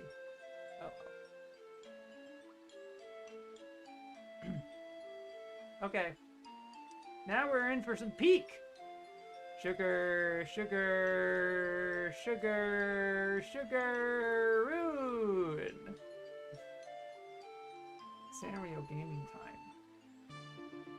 That's why I respect people like Fan Daily. I couldn't handle a project like that with my favorite console. So please get the Death Note confirmed. He animated all of Death Note. What a champ. Sugar, sugar, sugar, sugar-roon. Chocola Mueller and Vanilla Ice Mew, no, really, parentheses, no, really, are two sorceresses from the magical realm, each charged with the mission of collecting as much love as possible from the humans they meet, in the form of crystallized hearts that symbolize warm feelings. At stake is the throne of the magical realm itself, with the sweet-natured, mild-mannered Vanilla seemingly gaining much more human attention than the plucky redhead Chocola. In other words, another magical girl show revisiting the well-trodden ground of Little Witch Sally. It is not doing that! It is not the same. Hold on, I have to write this out. Hold on. I have to write this out.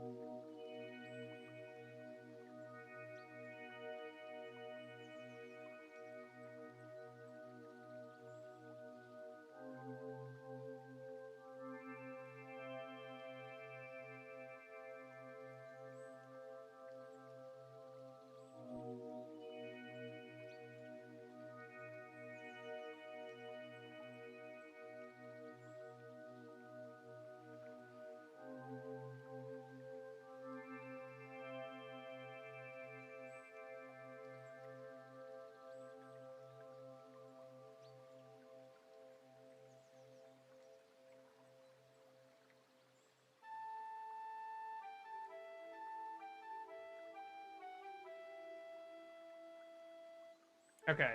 Hold on, I have to... Hold on. No, you're not reading it. You're not spoiling it.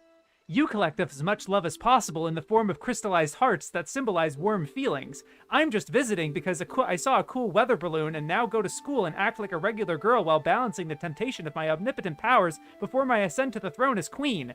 We are not the same.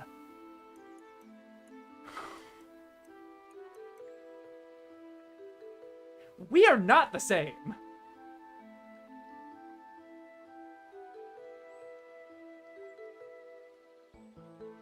She must be friends with Theo. I haven't even watched this show past the intro, and I know that's wrong. Add it to my watch list. Looks and sounds cute. They should have gotten Vanilla Ice to record a witch rap song for the show. It was made by Anna's wife. What's going on? Hello, Bob. I just had a little mental thing comparing stuff. More misinformation. Hey, you know, as it be. There was this funny thing, Bob, with Submarine Super 99, where they were like, is with a weary sigh that we note Leiji Matsumoto dusting off his old character designs yet again and reprising the basic plot of Star Blazers underwater. This seems less like a celebration of a popular creator's work than yet another tired, cynical rehash of it. And they don't mention at all that it's based on a manga that he wrote before Space Battleship Yamato came out. I don't know how it can be a rehash if it came out before. You know? Anyway. Nani is going on. Who's Ano? Hideaki Ano. What the fuck? Yeah. You collect as much love as possible in the form of crystallized hearts to symbolize warm feelings. I'm just visiting because I saw a cool weather balloon and now go to school and act like a regular girl while balancing the temptation of my omnipotent powers before my ascent to the throne as queen. We are not the same.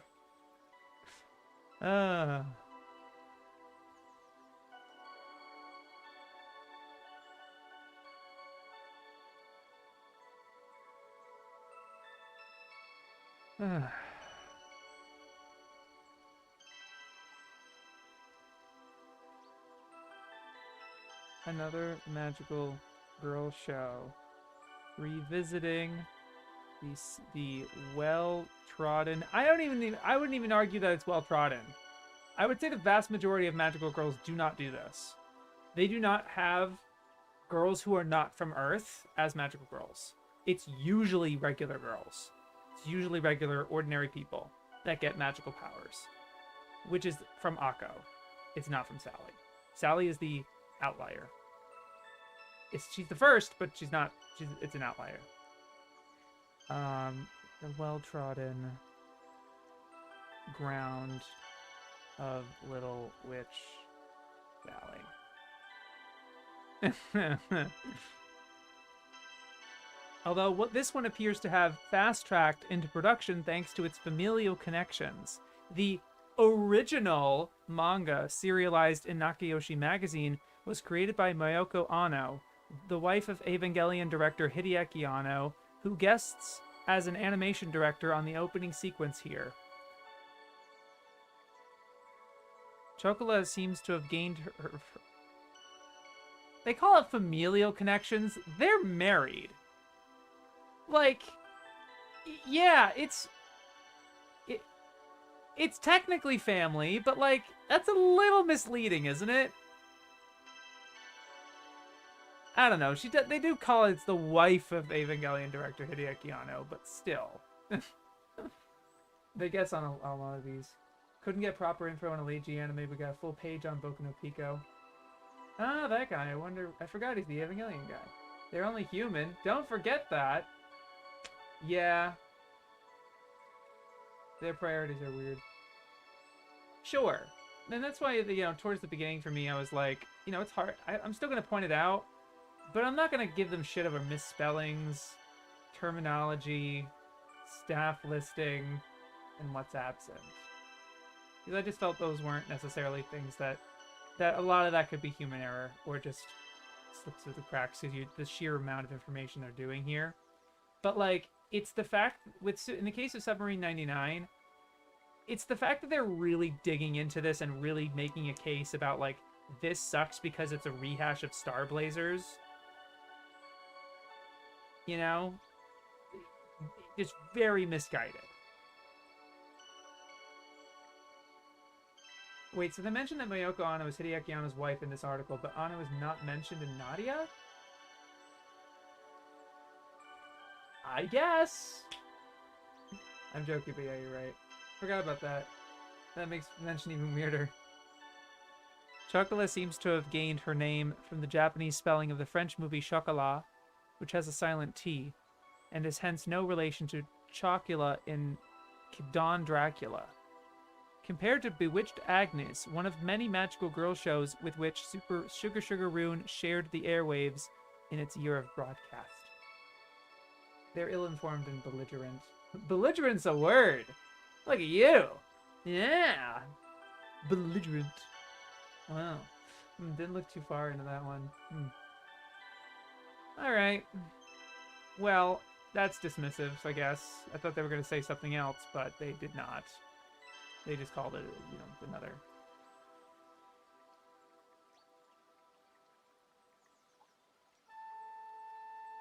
Another magical girl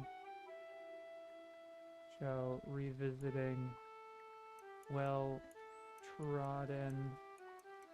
ground of little witch Sally. I don't like to nitpick errors, but this is so many major ones that weren't corrected in 3rd edition. Yeah, that's the thing. That's the big thing, really. The fact that all this stuff is just... Compare Sugar Sugar Moon to a seinen anime. Yeah. Whatever. Saburosugi. Born in Shizuoka Prefecture, he left school at 16 and had many jobs, eventually joining Toei Animation in 1958.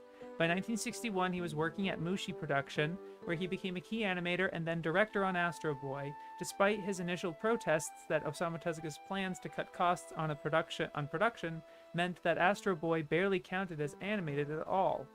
He left Mushi in 1967 to found Art Fresh with the Tazaki brothers. He didn't leave Mushi. He just made his own studio, and then he worked on Koku no Daiboken and Dororo, both Mushi shows. He directed them, like full at Mushi, but he's with Art Fresh. All right, whatever. In which capacity he contributed as a key animator to shows including Journey to the West. Do you mean Goku no Daiboken, on which he was a supervising director for Dororo? Journey to the West is in Goku no Daiboken and not Sayuki? This is the problem. This is kind of a dual-pronged problem you got here. Because, like... I'm just trying to load the fucking encyclopedia and it's not going. Yeah, they have it listed as Sayuki in 1967. But there's, a ton of them.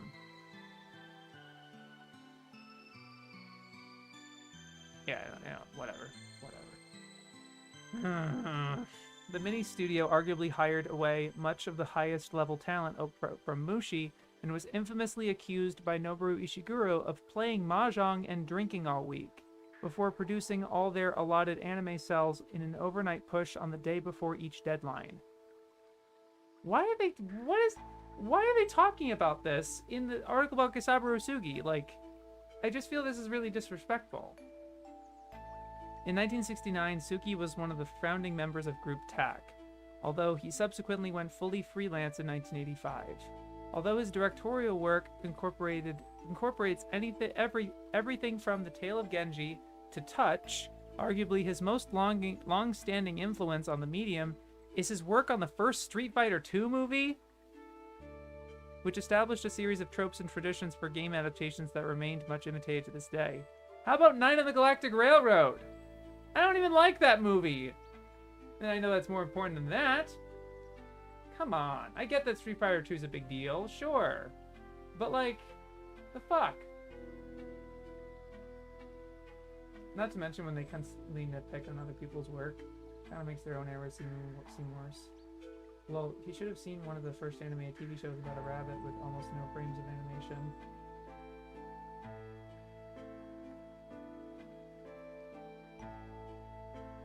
What are you talking about? Wait, I'm not sure what you mean, Weird Proc. Anyway.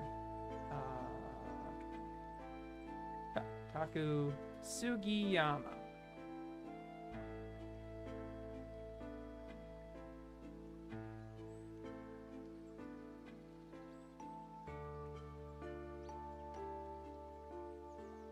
Mm-hmm.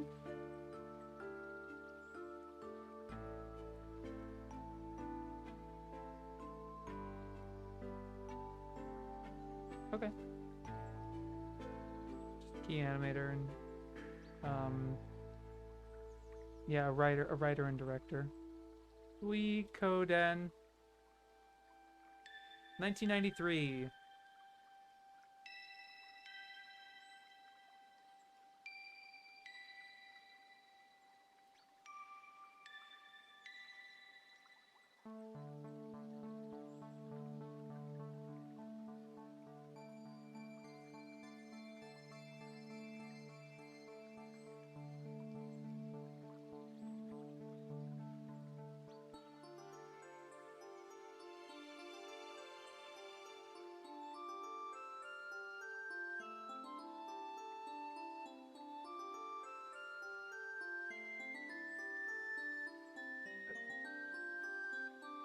Okay, the final scene reveals. Da da da da da. Like, really?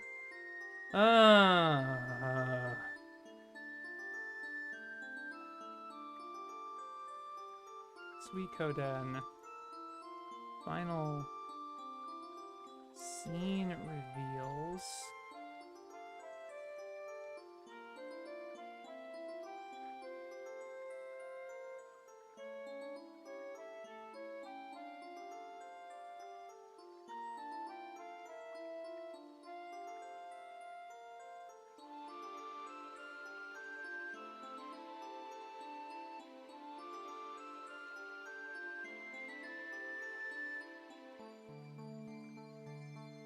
No change.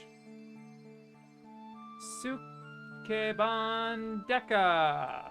Sukeban Deka! He asked that Astro Boy director not wanting to be the director because he thought you couldn't call it animation because of little movement. You should have seen Crusader Rap. Oh yeah. No, that I'm a little peeved too that they didn't say that full story. I literally made a video about it on my channel, Witproc. Let me pull that up real quick.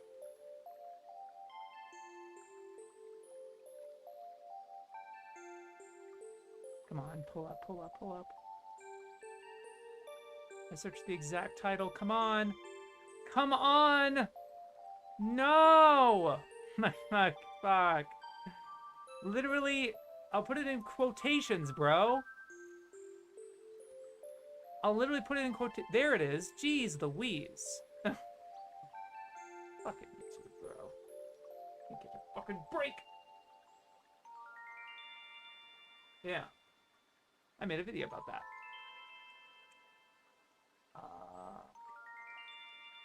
Sukeban Deka.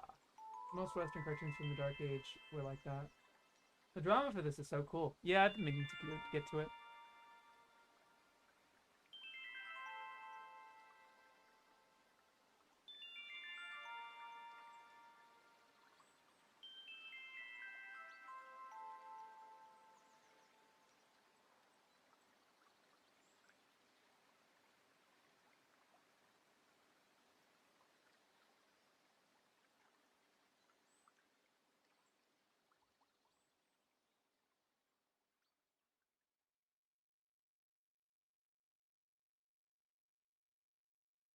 An entertaining one-joke knockabout.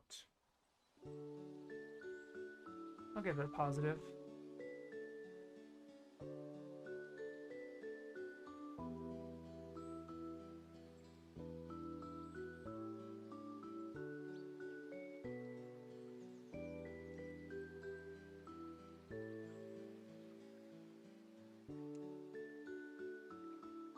It was soon co-opted for the male gaze in Hideo Tanaka's live-action TV series the same year.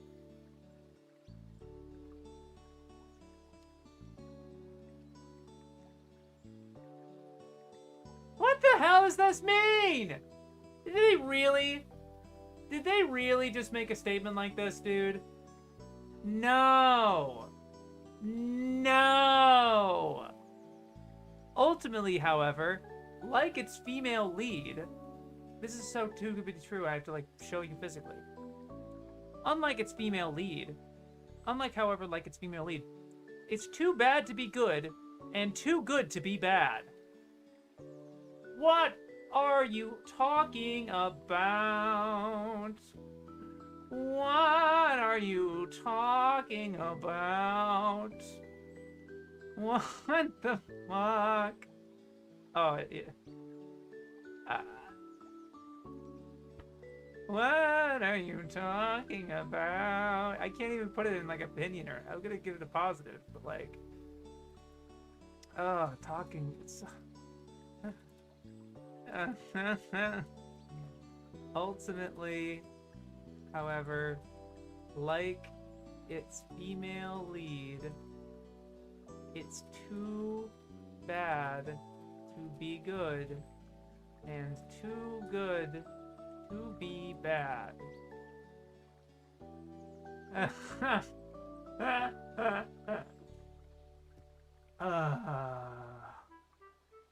I love reading these mal reviews.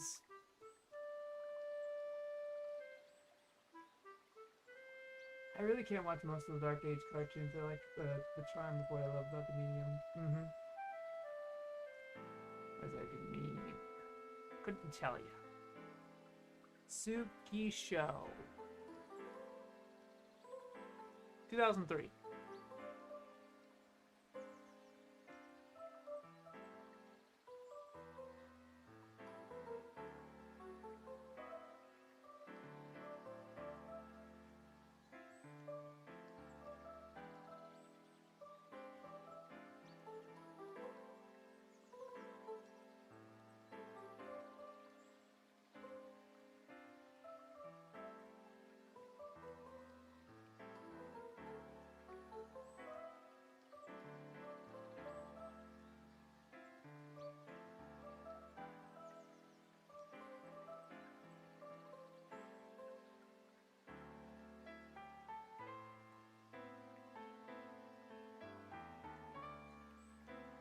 Alright.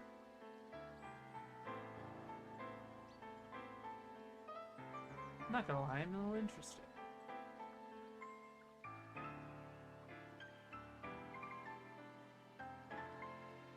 It's a yaoi.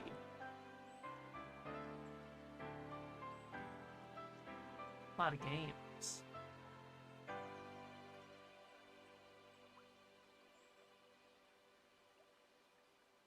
It just seems like good, you know, good vibes. I get good vibes from this show. I'll put in my interest. Tsuki na mono wa Tsuki dakara shounganai. Why do they always say stupid crap every time I walk away? I guess I'm used to them. I think there was some, yeah.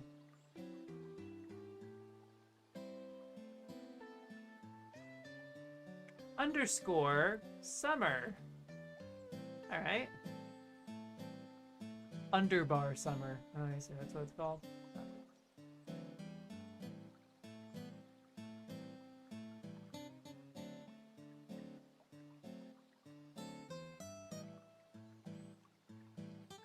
Wait. Hold on. Hold on.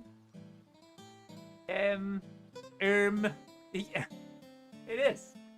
So, you know, they call it's an eroge, it's a visual novel, right? They call it a virtual novel? In this adaptation of a virtual novel? Nani? Sumimasen? I've never seen them do that. They always surprise me. That's a fun surprise. In this adaptation of a virtual novel.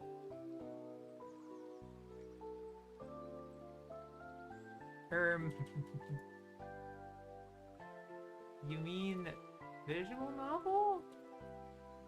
All right. Despite a profoundly unoriginal plot, average high school boy can't make up his mind which of his 6 female friends he likes enough to want to go out with.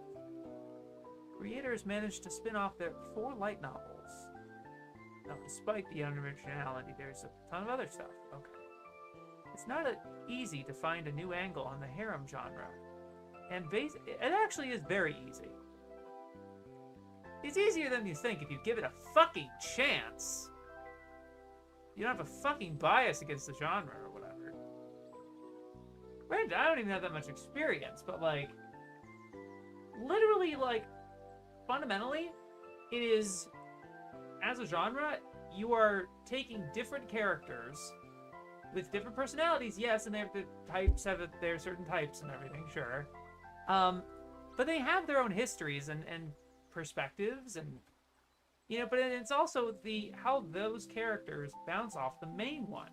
What's the deal with the main character? What's he like? What's he think about? What is he dealing with? If he's not dealing with anything, then sure, you can criticize it for that. But like, they're making these broad statements about harem. about any genre. Sports, ecchi, you know, slice of life, whatever. I do like Scooby-Doo as well. Was it first printed as a digital book? I didn't think so. They might like harems more if they didn't compare everything to Tenchi. And based on the evidence of such releases, we must assume its audiences don't really want one. There it is again! Contempt for the audience. Are they trashing visual novels? Are they? That's one of their MOs, for sure. It does seem like the best one, Bob, actually, was Steins Gate. They said about Steins Gate, it's unusual for such intelligent and focused science fiction to start out as a visual novel. They liked Steins Gate a lot. And they were just like, wow, that was a VN? Huh. They're not usually that good. Huh. Oh, fancy that. God. Eesh. You mean visual novel? Oh my god. Not easy to find a new angle on the harem genre. And based on the evidence of such releases, the fact that this series exists, the fact that this title exists, you're saying, we must assume its audiences doesn't really want one. One, skill issue. You gotta approach with a modicum of respect.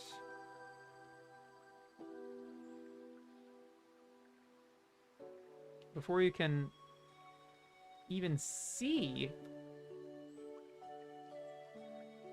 the new angles. 2, audience contempt. Again, low standards.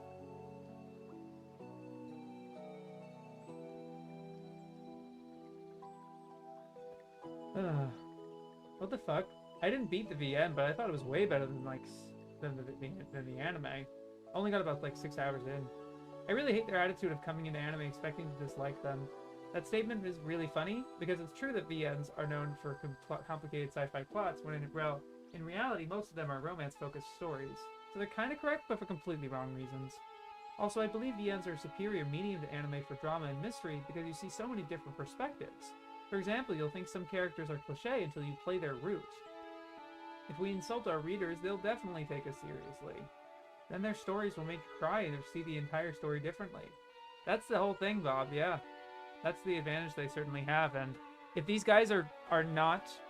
Like, they said earlier in this very reading about, like, this, one of these shows... where was it? Stray Cats Overrun. No, that was it. Bob, actually, Bob, listen to this. This is actually really funny. Stray Cats Overrun. The 13th episode is a compilation summarizing the series. An important aid when you consider that all 12 episodes were directed, storyboarded, and animated by different people. The lack of consistency generated by this approach is frequently confusing. Dude! What are you on? Oh, no, but what I was talking about with VNs, the remarkable feat of recreating the sensation of watching a dull dating sim, despite no relation to any actual game. Like, they're just dunking on dating sims for, like, a series that's not even a fucking dating sim. It's a manga adaptation. So they have this perception.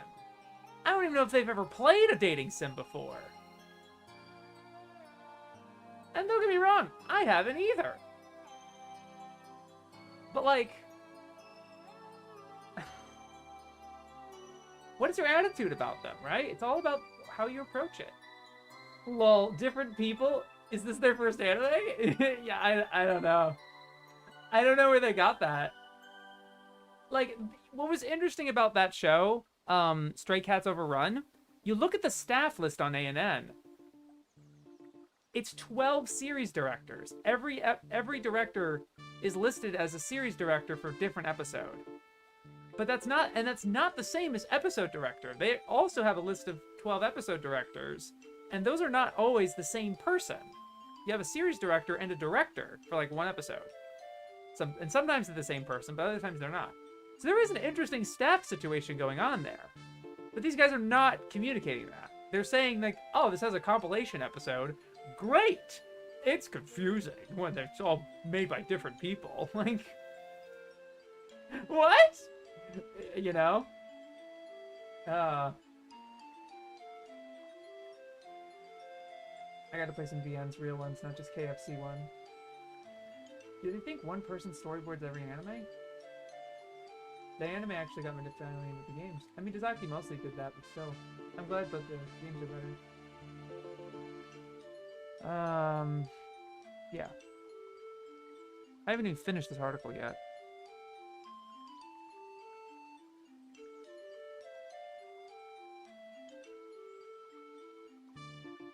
Most of those involved have more interesting things on their CVs. Character designer Uchino and animation director Noda worked with director Okao on a different kind of harem anime, Antique Bakery. Sound director Hajime Takakura and sound effects creator Yasuyuki Kono have anime credits going back over 15 years. Yeah, so do a lot of people. Riku Entai assisted with animation on Hellsing Ultimate in the same year, with Summer's director photography credited for photography assistance. Way to end this article.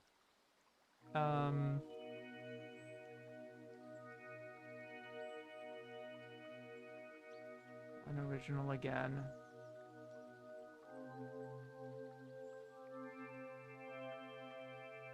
A profoundly unoriginal plot.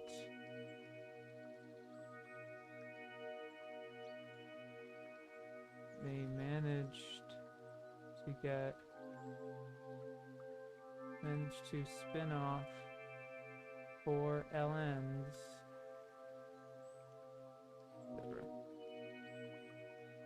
Alright. Summer Days with Ku. 2007. This is a Keiichihara movie, yeah.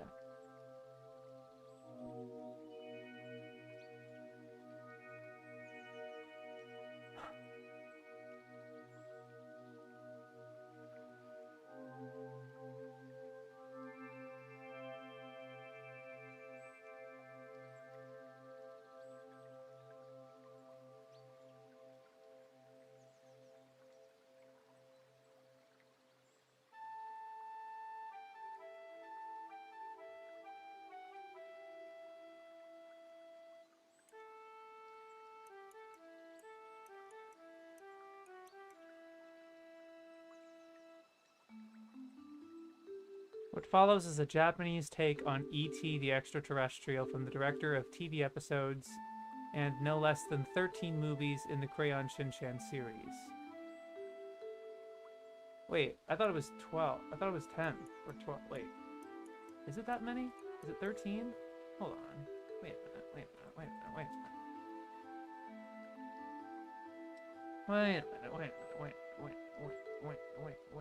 Wait. The Mal profile just says he directed some anime films. Okay. That's movie 1. It's 5, 10. And he's only the unit director. He's not the overall director. The overall director is Mitsuru Hongo.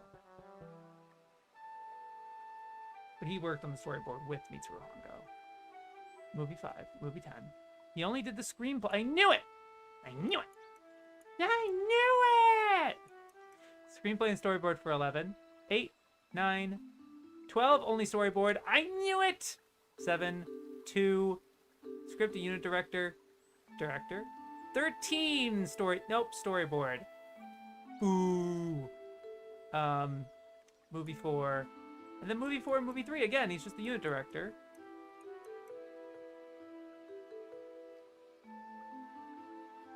But then, yeah, he's mainly supposed to be director for 5 through 10. Oh, 4 through 10? No. Okay, so he did the script for movie 4, though, and 3. But, so he's very involved with all, with at least the first 13 movies. He did not direct them, though. But he's director for movie 5, 6, 7, 8, 9, 10. 5, 6, 7. Hey. Yeah. 8, 9, goat. 9 is the goat. And 10. Yeah. Alright, I ain't no fool. It's not shit. It's not hate. It's not hate. They mentioned it. They didn't hate it. Don't worry about it. On his way to even more serious work. Never mind. There it is. Ah! Never mind. Never mind. There it is. Okay. Okay.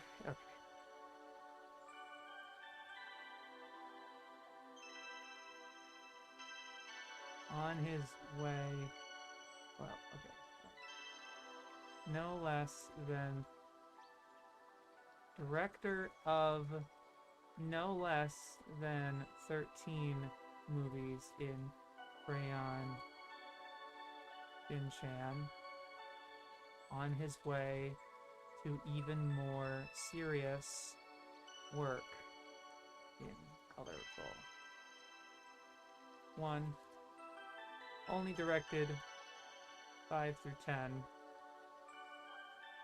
Worked on first 13, though.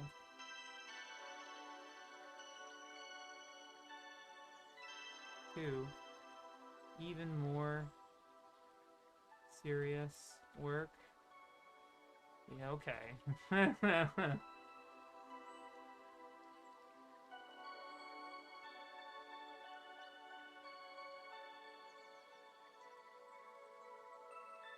Using a more naturalistic style than Shin-chan, but still grounding his characters in everyday events and emotions.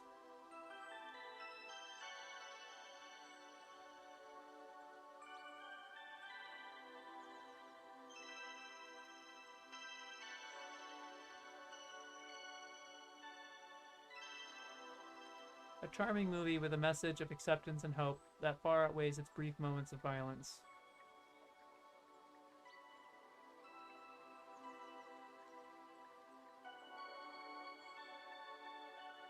At least they liked it. Charming movie with a message of acceptance and hope that far outweighs its brief moments of violence. Summer Storm. I really hate that comedy as an art attitude. The thing is, the Shin-chan movies aren't even... I haven't even seen all. I've only seen 9. But I would not just call that movie a comedy movie. It's got comedy in it, don't get me wrong. But, like... Cried. Genuinely. It's so Kino. Oh my god. I can't wait to watch the rest of the movies and be like, that's nice. Those were nice. But then 9 is like... Sheesh.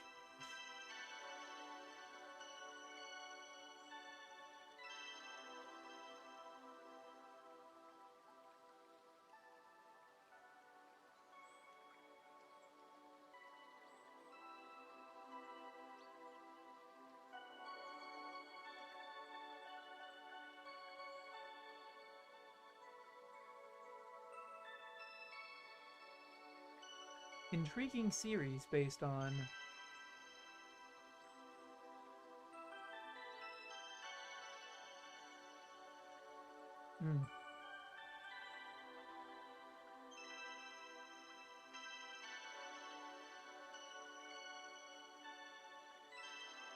Intriguing series. Summer Wars! It's Summer Wars, everybody! We did it! I've only seen the funny dub of the TV series, so I don't know much about the movies. I'm hopefully making a video about it. No promises, but really looking to do that. I got the first 10 movies, and I have figured out a way to record game footage from my Switch Lite without needing like a big capture card thing. Because the Switch Lite doesn't necessarily have like a capture card type deal. The Switch does, but the Switch Lite does not. So, it'll be brief, a lot of 30-second clips. But 30 seconds is more than enough, really. I do know Incy Creatures made like 7 Shin-chan games based on the movies. Summer Wars. Teenage Math Geek. Let me just make sure 2009, 2007, 2006. I haven't read the book in a while. Let me just double... I don't know if I read the... Oh, yeah. Sorry. I did forget to read the first edition for that, and they added... Hold on, sorry.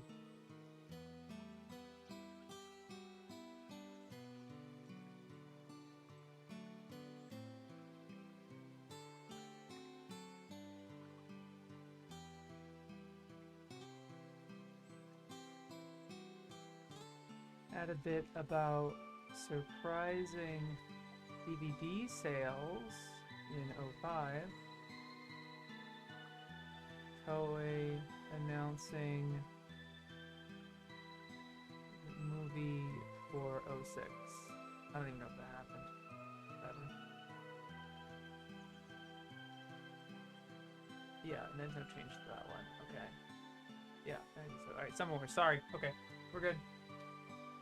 I only know this movie because I looked up if there's any Hanafuda anime, and this is pretty much all that showed up. You get a couple PC capture card. You can get a PC capture card and record footage from a GBA and DS Shinchan game. Yeah, but that's not the game I'm playing, man. That's not the game I got. Not the game I'm interested in. Yeah. The game I'm interested in is the same creator as Boku no Natsu Yasumi. He made a Shinchan spin-off game, and I've been meaning to play it. Because I've been really wanting to play Boku no Natsu Yasumi at some point, and I figure I play a game I can actually, you know, play in English first, and then... But I know there's an English patch being worked on for 2 at least, for Boku no Natsu Yasumi 2. Whatever.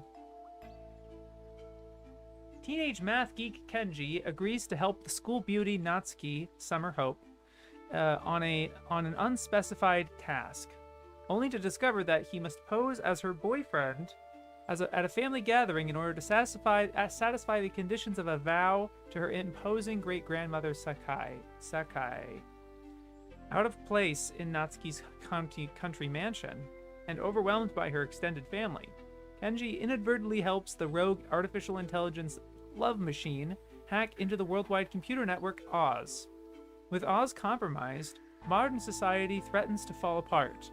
Meanwhile, Natsuki's exiled uncle Wabisuke is back in town for Sakai's 90th birthday.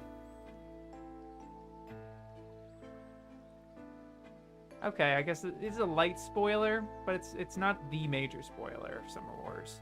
But Wabisuke is also the creator of Love Machine, and needs the help of all the family to shut it down.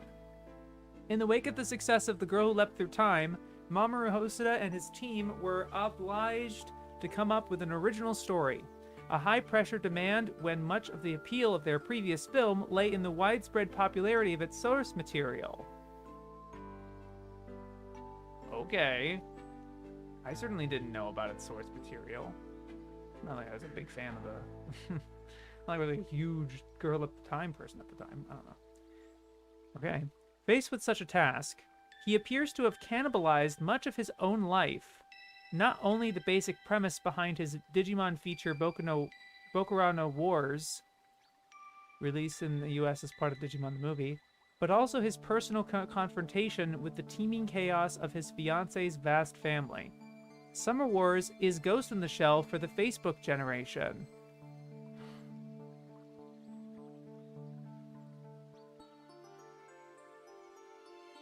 All right. Yeah. Look, that's not an awful comparison to make. It's fine. But in the context of reading this fucking book, it's insufferable. It's like, get me out of here.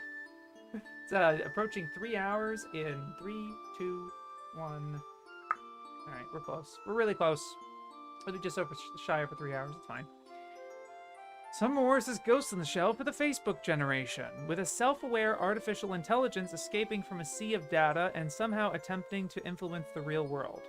Conceived as a ready-made summer classic for all the family, it carefully tips its hat to the values of any generation likely to be alive today, and turns its focus with naturalist grace upon the disappearing traditions of Japanese rural life, when children are much more likely to be the solitary individuals of Boo Cha-Cha.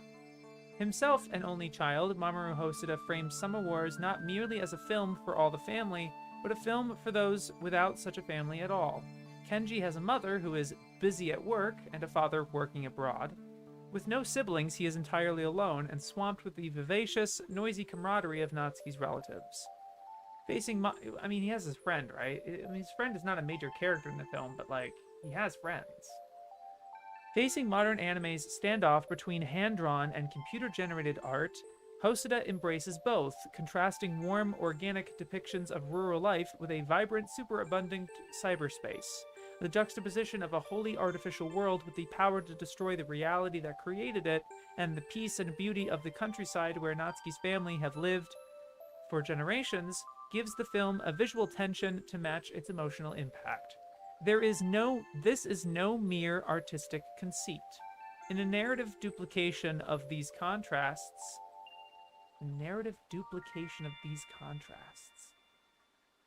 Great-Grandma Sakae may not even own a modern phone, but she sits amid a network that proves easily to be the match of the World Wide Web.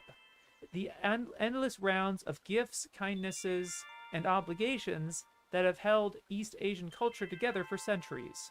When the young adults fail to achieve anything with orders and chains of command, it's Sakae who pulls everything together by calling in a lifetime of favors.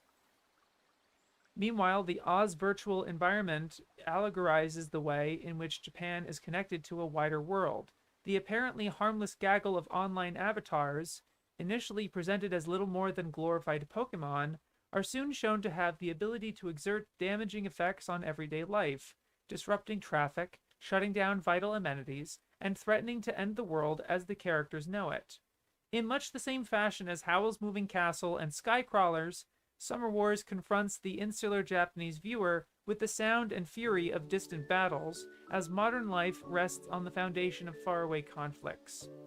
At its heart, Summer Wars is also a secular holiday movie of the same stripe as Tokyo Godfathers, repackaging the sense of a seasonal special for a time when the Japanese are most likely to be with their families. Summer Wars is riddled with evocations of family gatherings, the awkward divisions of labor between newcomers in a stranger's kitchen and someone else's shed, sullen modern teenagers desperate to return to the online existence that defines them, or infants pushed into traditions and pastimes on which the older generation place a baffling value.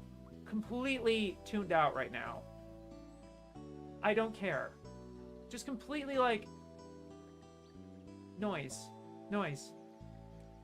Talk about the movie, please. You know, like, it's... I don't necessarily like this analysis, personally. I think I've enjoyed it in other places where it's been interesting and kind of thoughtful. But not here. I don't know what it is, it's just not very engaging.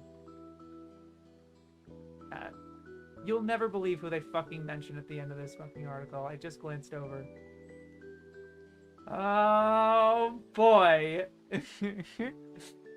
There are shadows, too, of the various backers, including baseball-crazy Yomiuri TV, star of the Giants, clearly hoping that the film will be a summer staple for years to come, and Nintendo, now a computer console giant, but originally the printer for the card game Hanafuda that plays a critical role in the film's final act. Despite such corporate concerns, this feel-good summer movie is, ironically, one of the few that approaches the genius of Studio Ghibli's masterpiece My Neighbor Totoro. I praise. Assured and effortlessly elegant, its story, script, plot, pacing... The way they just went story, script, plot, pacing.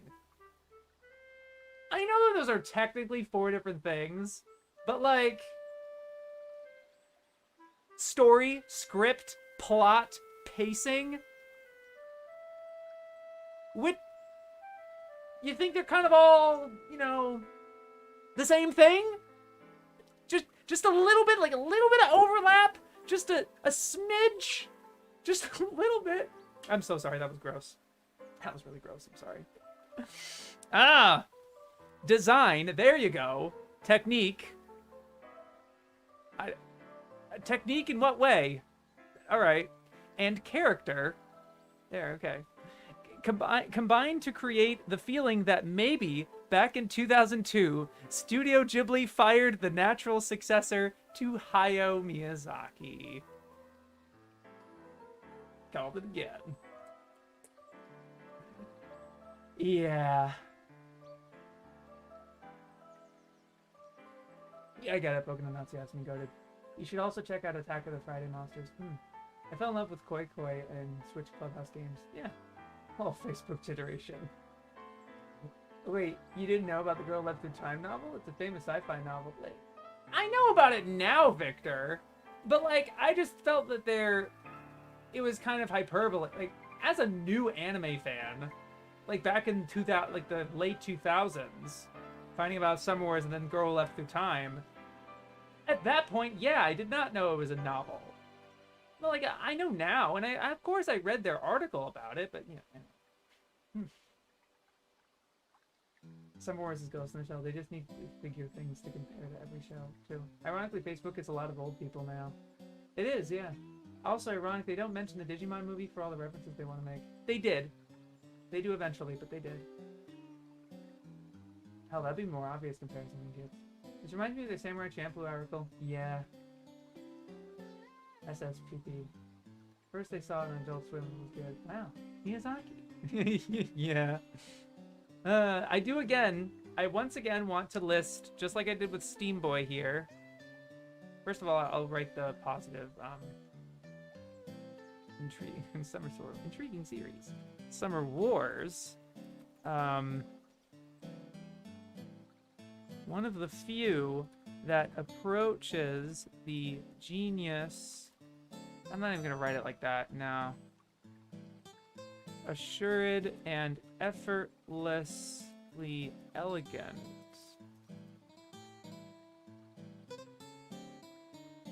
Yeah.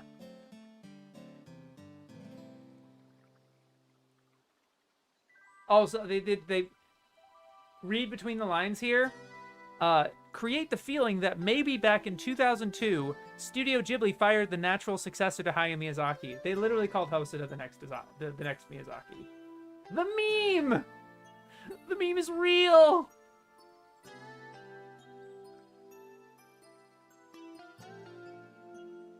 Oh, God.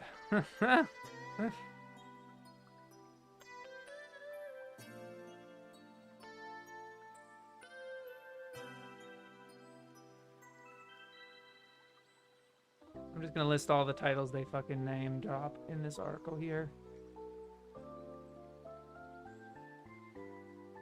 Girl Left Through Time. Digimon Bokurawa War Game. Ghost in the Shell.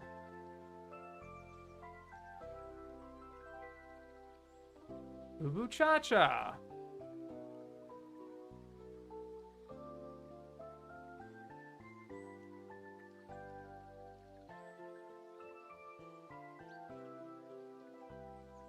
Pokemon. Howl's Moving Castle. Skycrawlers. Tokyo Godfathers.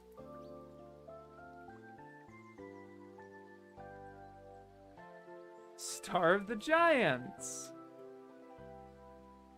My Neighbor Totoro. That's it. Yeah.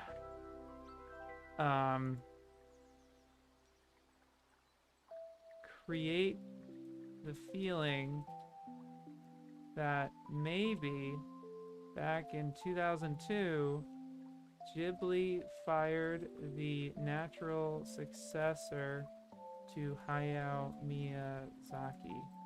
The meme is real.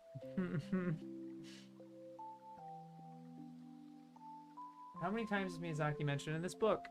That'll be a little difficult because obviously he's listed in credits too. And then Miyazaki is not like a super singular name. But putting that aside, 363. That is a lot more than I was expecting. Let's put Hayao Miyazaki, huh? Let's just put Hayao Miyazaki. 152.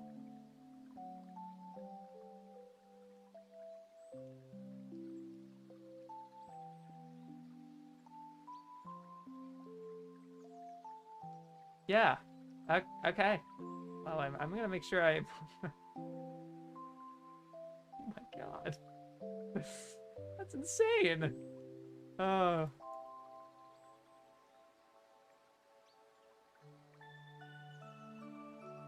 Exact number. I'm gonna figure out the exact number for that one.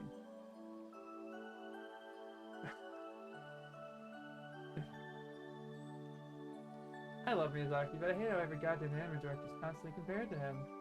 Sounds about right. More than the number of days in a year! Not quite. Not quite. There's 365 days in the year. And there's only 363 results. Not quite.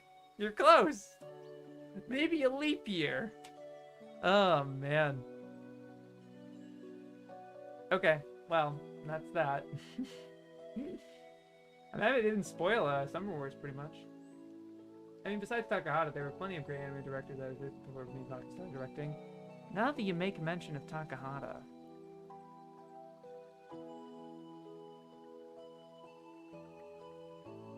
Oh. 87. Still better showing, but like... Nice. The comparison. You know? Oh, gosh. Anyway. Okay, summoning Mr. Azazel. The only good anime director. Azazel is a dog-shaped demon of lewdness. Okay.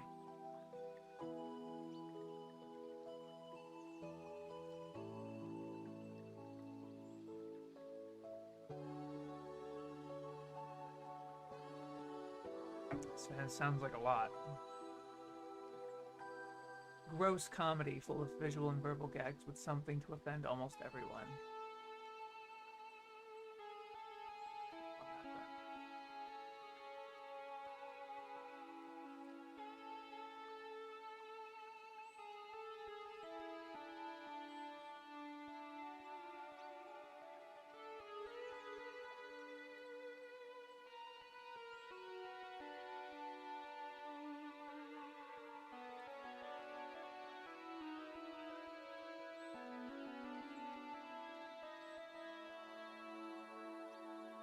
That's from 2010.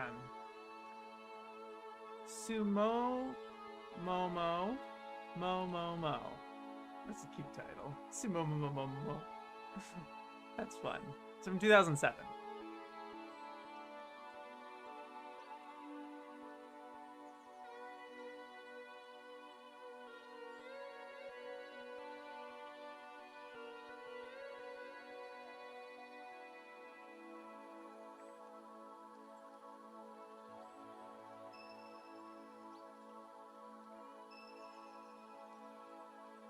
This sounds so cute. Oh, that sounds so cute. Borrows its clothes from a host of earlier and better-dressed anime, including Urusei Yatsura and Ranma Half, but never manages to achieve a style of its own. Get fucked. That sounded so fucking good. Let me just... I want my visual reaction. My actual reaction. My actual reaction to that information. Alright, yeah! Alright! Get this shit. They ran from 04 to 09, only 12 volumes. With 22 episodes. Their description of this. Momoko is a teenage martial artist with a chauvinist father. He tells her no girl can master the family's ultimate fighting technique, and the best he can hope for is to marry her off to a strong fighter and hope she produces a strong son. Unfortunately, he promised her, before her birth, to the unborn son of his best friend and fiercest rival in martial arts. Koshi has grown into a devout coward who plans a career in law and freezes in terror wherever he sees violence. Despite this, Momoko falls madly in love with him, moves into his family home, and trains with his father to become the strongest fiancé ever. That sounds so cute and goated, dude! I'm in! Definitely interested now. Also the cute fucking title. Sumomomo Momomo.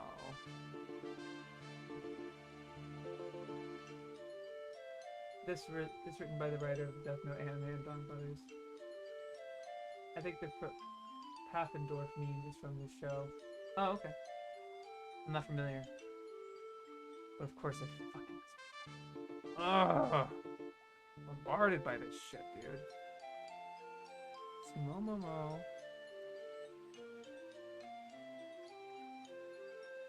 Momomo. Borrows its clothes from a host of earlier and better dressed anime, including UI and Ranma Half, but never manages to achieve a style of its own. Alright, and we're here. Sunday without God. I'm kind of in too. He also did Yu-Gi-Oh! Season 0.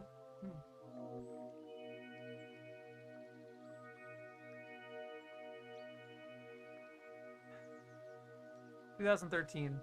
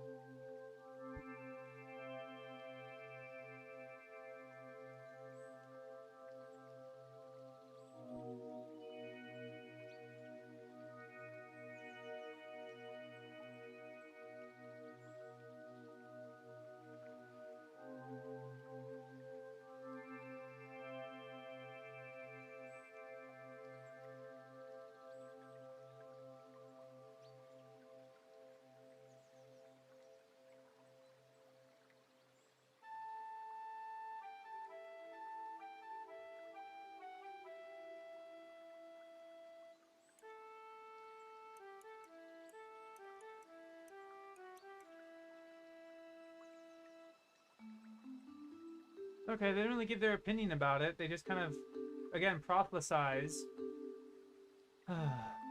In much the same vein as humanity has declined, but with a decidedly less comedic touch, Sunday Without God taps into the 21st century teenager's sense of playing with all the cards stacked against them. The world is already in crisis, the food chain is facing imminent collapse, the climate is in freefall, Tohoku is a wasteland, and the political and economic solutions of previous generations turned out not to be the cure-alls they were promised to be. But the planet is dying. The animals hate. The animals are leaving. The aliens aren't visiting. But it might just be me and you. But could you really ask for anything else? God, break me down, bury me, I am. That'd be funny. They'd make like an AMV with Sunday Without God, and then they're like, no wonder then that the second decade of this century has seen some of impressive experiments in apocalypse and zombie fiction, from Attack on Titan to Tokyo Ghoul and Sankaria Undying Love. All have very different approaches to the same material, but all have the same underlying sense that the future is less of a matter of evolution and more of a matter of crisis management. Let's all hope they are wrong. I would just love an AMV with that sound effect, with Sundays Without God, Attack on Titan, Tokyo Ghoul, and Sankaria Undying Love. That'd be really funny. I don't think they spoiled it. Didn't sound like they did. You're giving me too much anime to watch. That's right, Weird Proc. That's the idea. That's the cool thing. That is the one plus. That is the one benefit with reading this book. I hope they don't spoil it. It's even worse when you follow writers and directors like me. Also funny they mentioned Rama because I just found out he was the head writer for the early episodes. I believe it. I once checked out a bunch of films in Joe Dante's filmography. Ooh, well. Tuesday.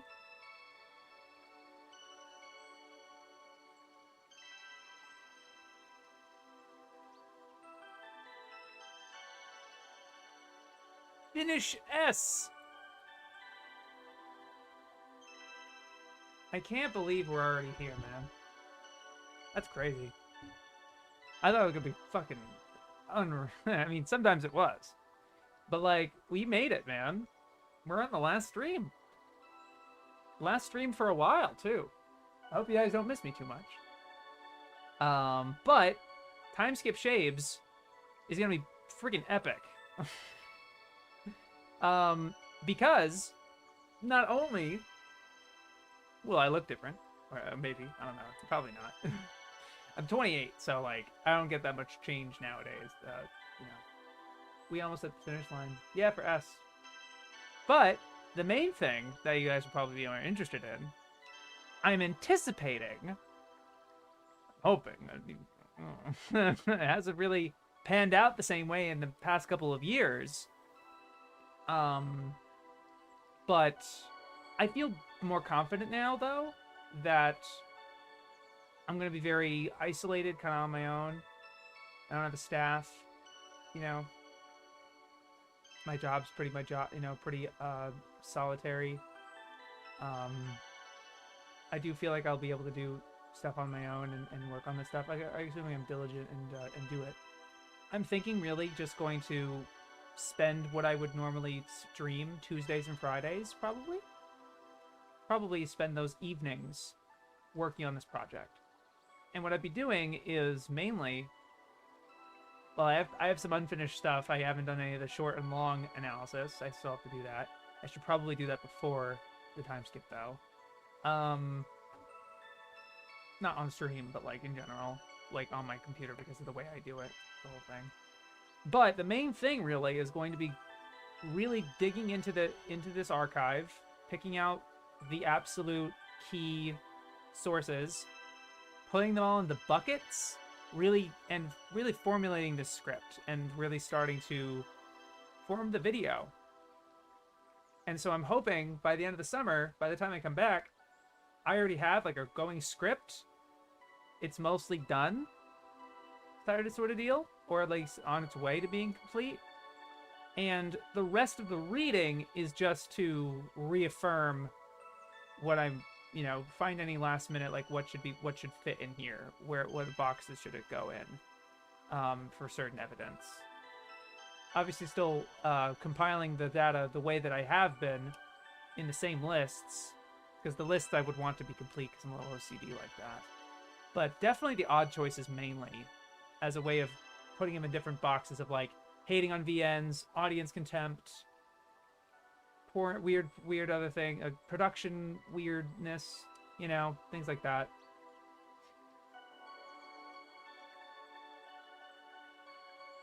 You'll be in for Gear 3 after the time skip? He'll be in Gear 3 after time? Luffy had Gear 3 well before the time skip. You mean Gear 4? You mean Gear 4. Because he had Gear 4 developed by the time the time skip ended, but we just didn't see it until Dressrosa. Sorry if that's spoilers for One Piece. Fine. Either that or we find out he's a Saiyan. Yeah, I'll be training with King Kai. I don't want to be dead. Yikes. Well, I think that's going to do it. I'm not going to overstay my welcome here now that we're ahead of, you know, no, we didn't stream for 4 hours or something. Yeah, I think I'm going to play some more breath. Or, you know what? Yeah, I don't really have a direction for breath right now, so, because I don't know what I'm doing. I beat the Fire Temple recently. That was easy. No, it wasn't easy. I actually thought it was a pretty challenging dungeon. I actually really liked it. It has the same structure as a Divine Beast, but, like, it's got the vibes of a dungeon. It's very thematic and, like, got a theme going on to it that's unique to other Zelda games, other Zelda dungeons, right? I don't know, it's cool. And I really like the companion aspect. I really do. Boundoman. Boundoman. Or Snake Man. Defense and offense. Or, no, it's technically the economy is strength and speed. That's it. Luffy did defense? Luffy on defense? What does that mean? I mean, he does some defense with Balloon. And Net is not really defensive, but like... But yeah. Finally bought Tears of the Kingdom. Gonna play it tomorrow. Well, I will... You know, I shouldn't say it. I shouldn't. I'll say it, though. Oh, there's only a few of you in here. I've been talking with a mutual. Because he's like, man, I keep getting requests to fucking make this video on Tears of the Kingdom. And so he's gonna, I don't know what direction he's gonna go in, but he's gonna go for it. He's, you know, and I was like, man, I'll do it, because people want a specific video from him, and I was like, I kind of want to make that video.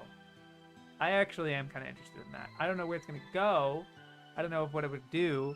I have to beat the game first before I don't even know what the video is. But basically, I do want to make a Tears of the Kingdom video essay. Connecting it to Ghibli, more specifically how, you know, how the sorry, slight spoilers for Bullwood Man. There's 3 maps, and each map I think has a lot in common with the themes and iconography of Castle in the Sky, Princess Mononoke, and Nausicaa, which are like my 3 favorite. You know, not besides. I mean, Wind Rises is still like my 2nd favorite Ghibli. I like it more than Castle and Mononoke, but still, I think that would be really dope. And I just found out how to record game footage from my Switch, so might just do that. Been trying One Piece Odyssey. Friend bought it for my birthday. Nice. I think I only finished the tutorial. Yeah. All right. Well. I've been playing Zelda since Majora's Mask Zelda my whole life. Yeah, same. My first game was Ocarina of Time, not on the N64, but when they re-released it for they did Master Quest on GameCube. That was my first that was the first version I played because I only had a GameCube, and I literally found it in a plastic baggie, walking on like a nature hike. I'm not kidding. Like I went out in a rainy day to enjoy nature. And found it. But that's a whole other story. It's okay, I already know about the 3 maps. Yeah. I only just started into the story, so I don't know anything about it. Alright, I'm gonna get out of here before it hits 3:30. 3 hours and 30 minutes, because I'm very OCD like that.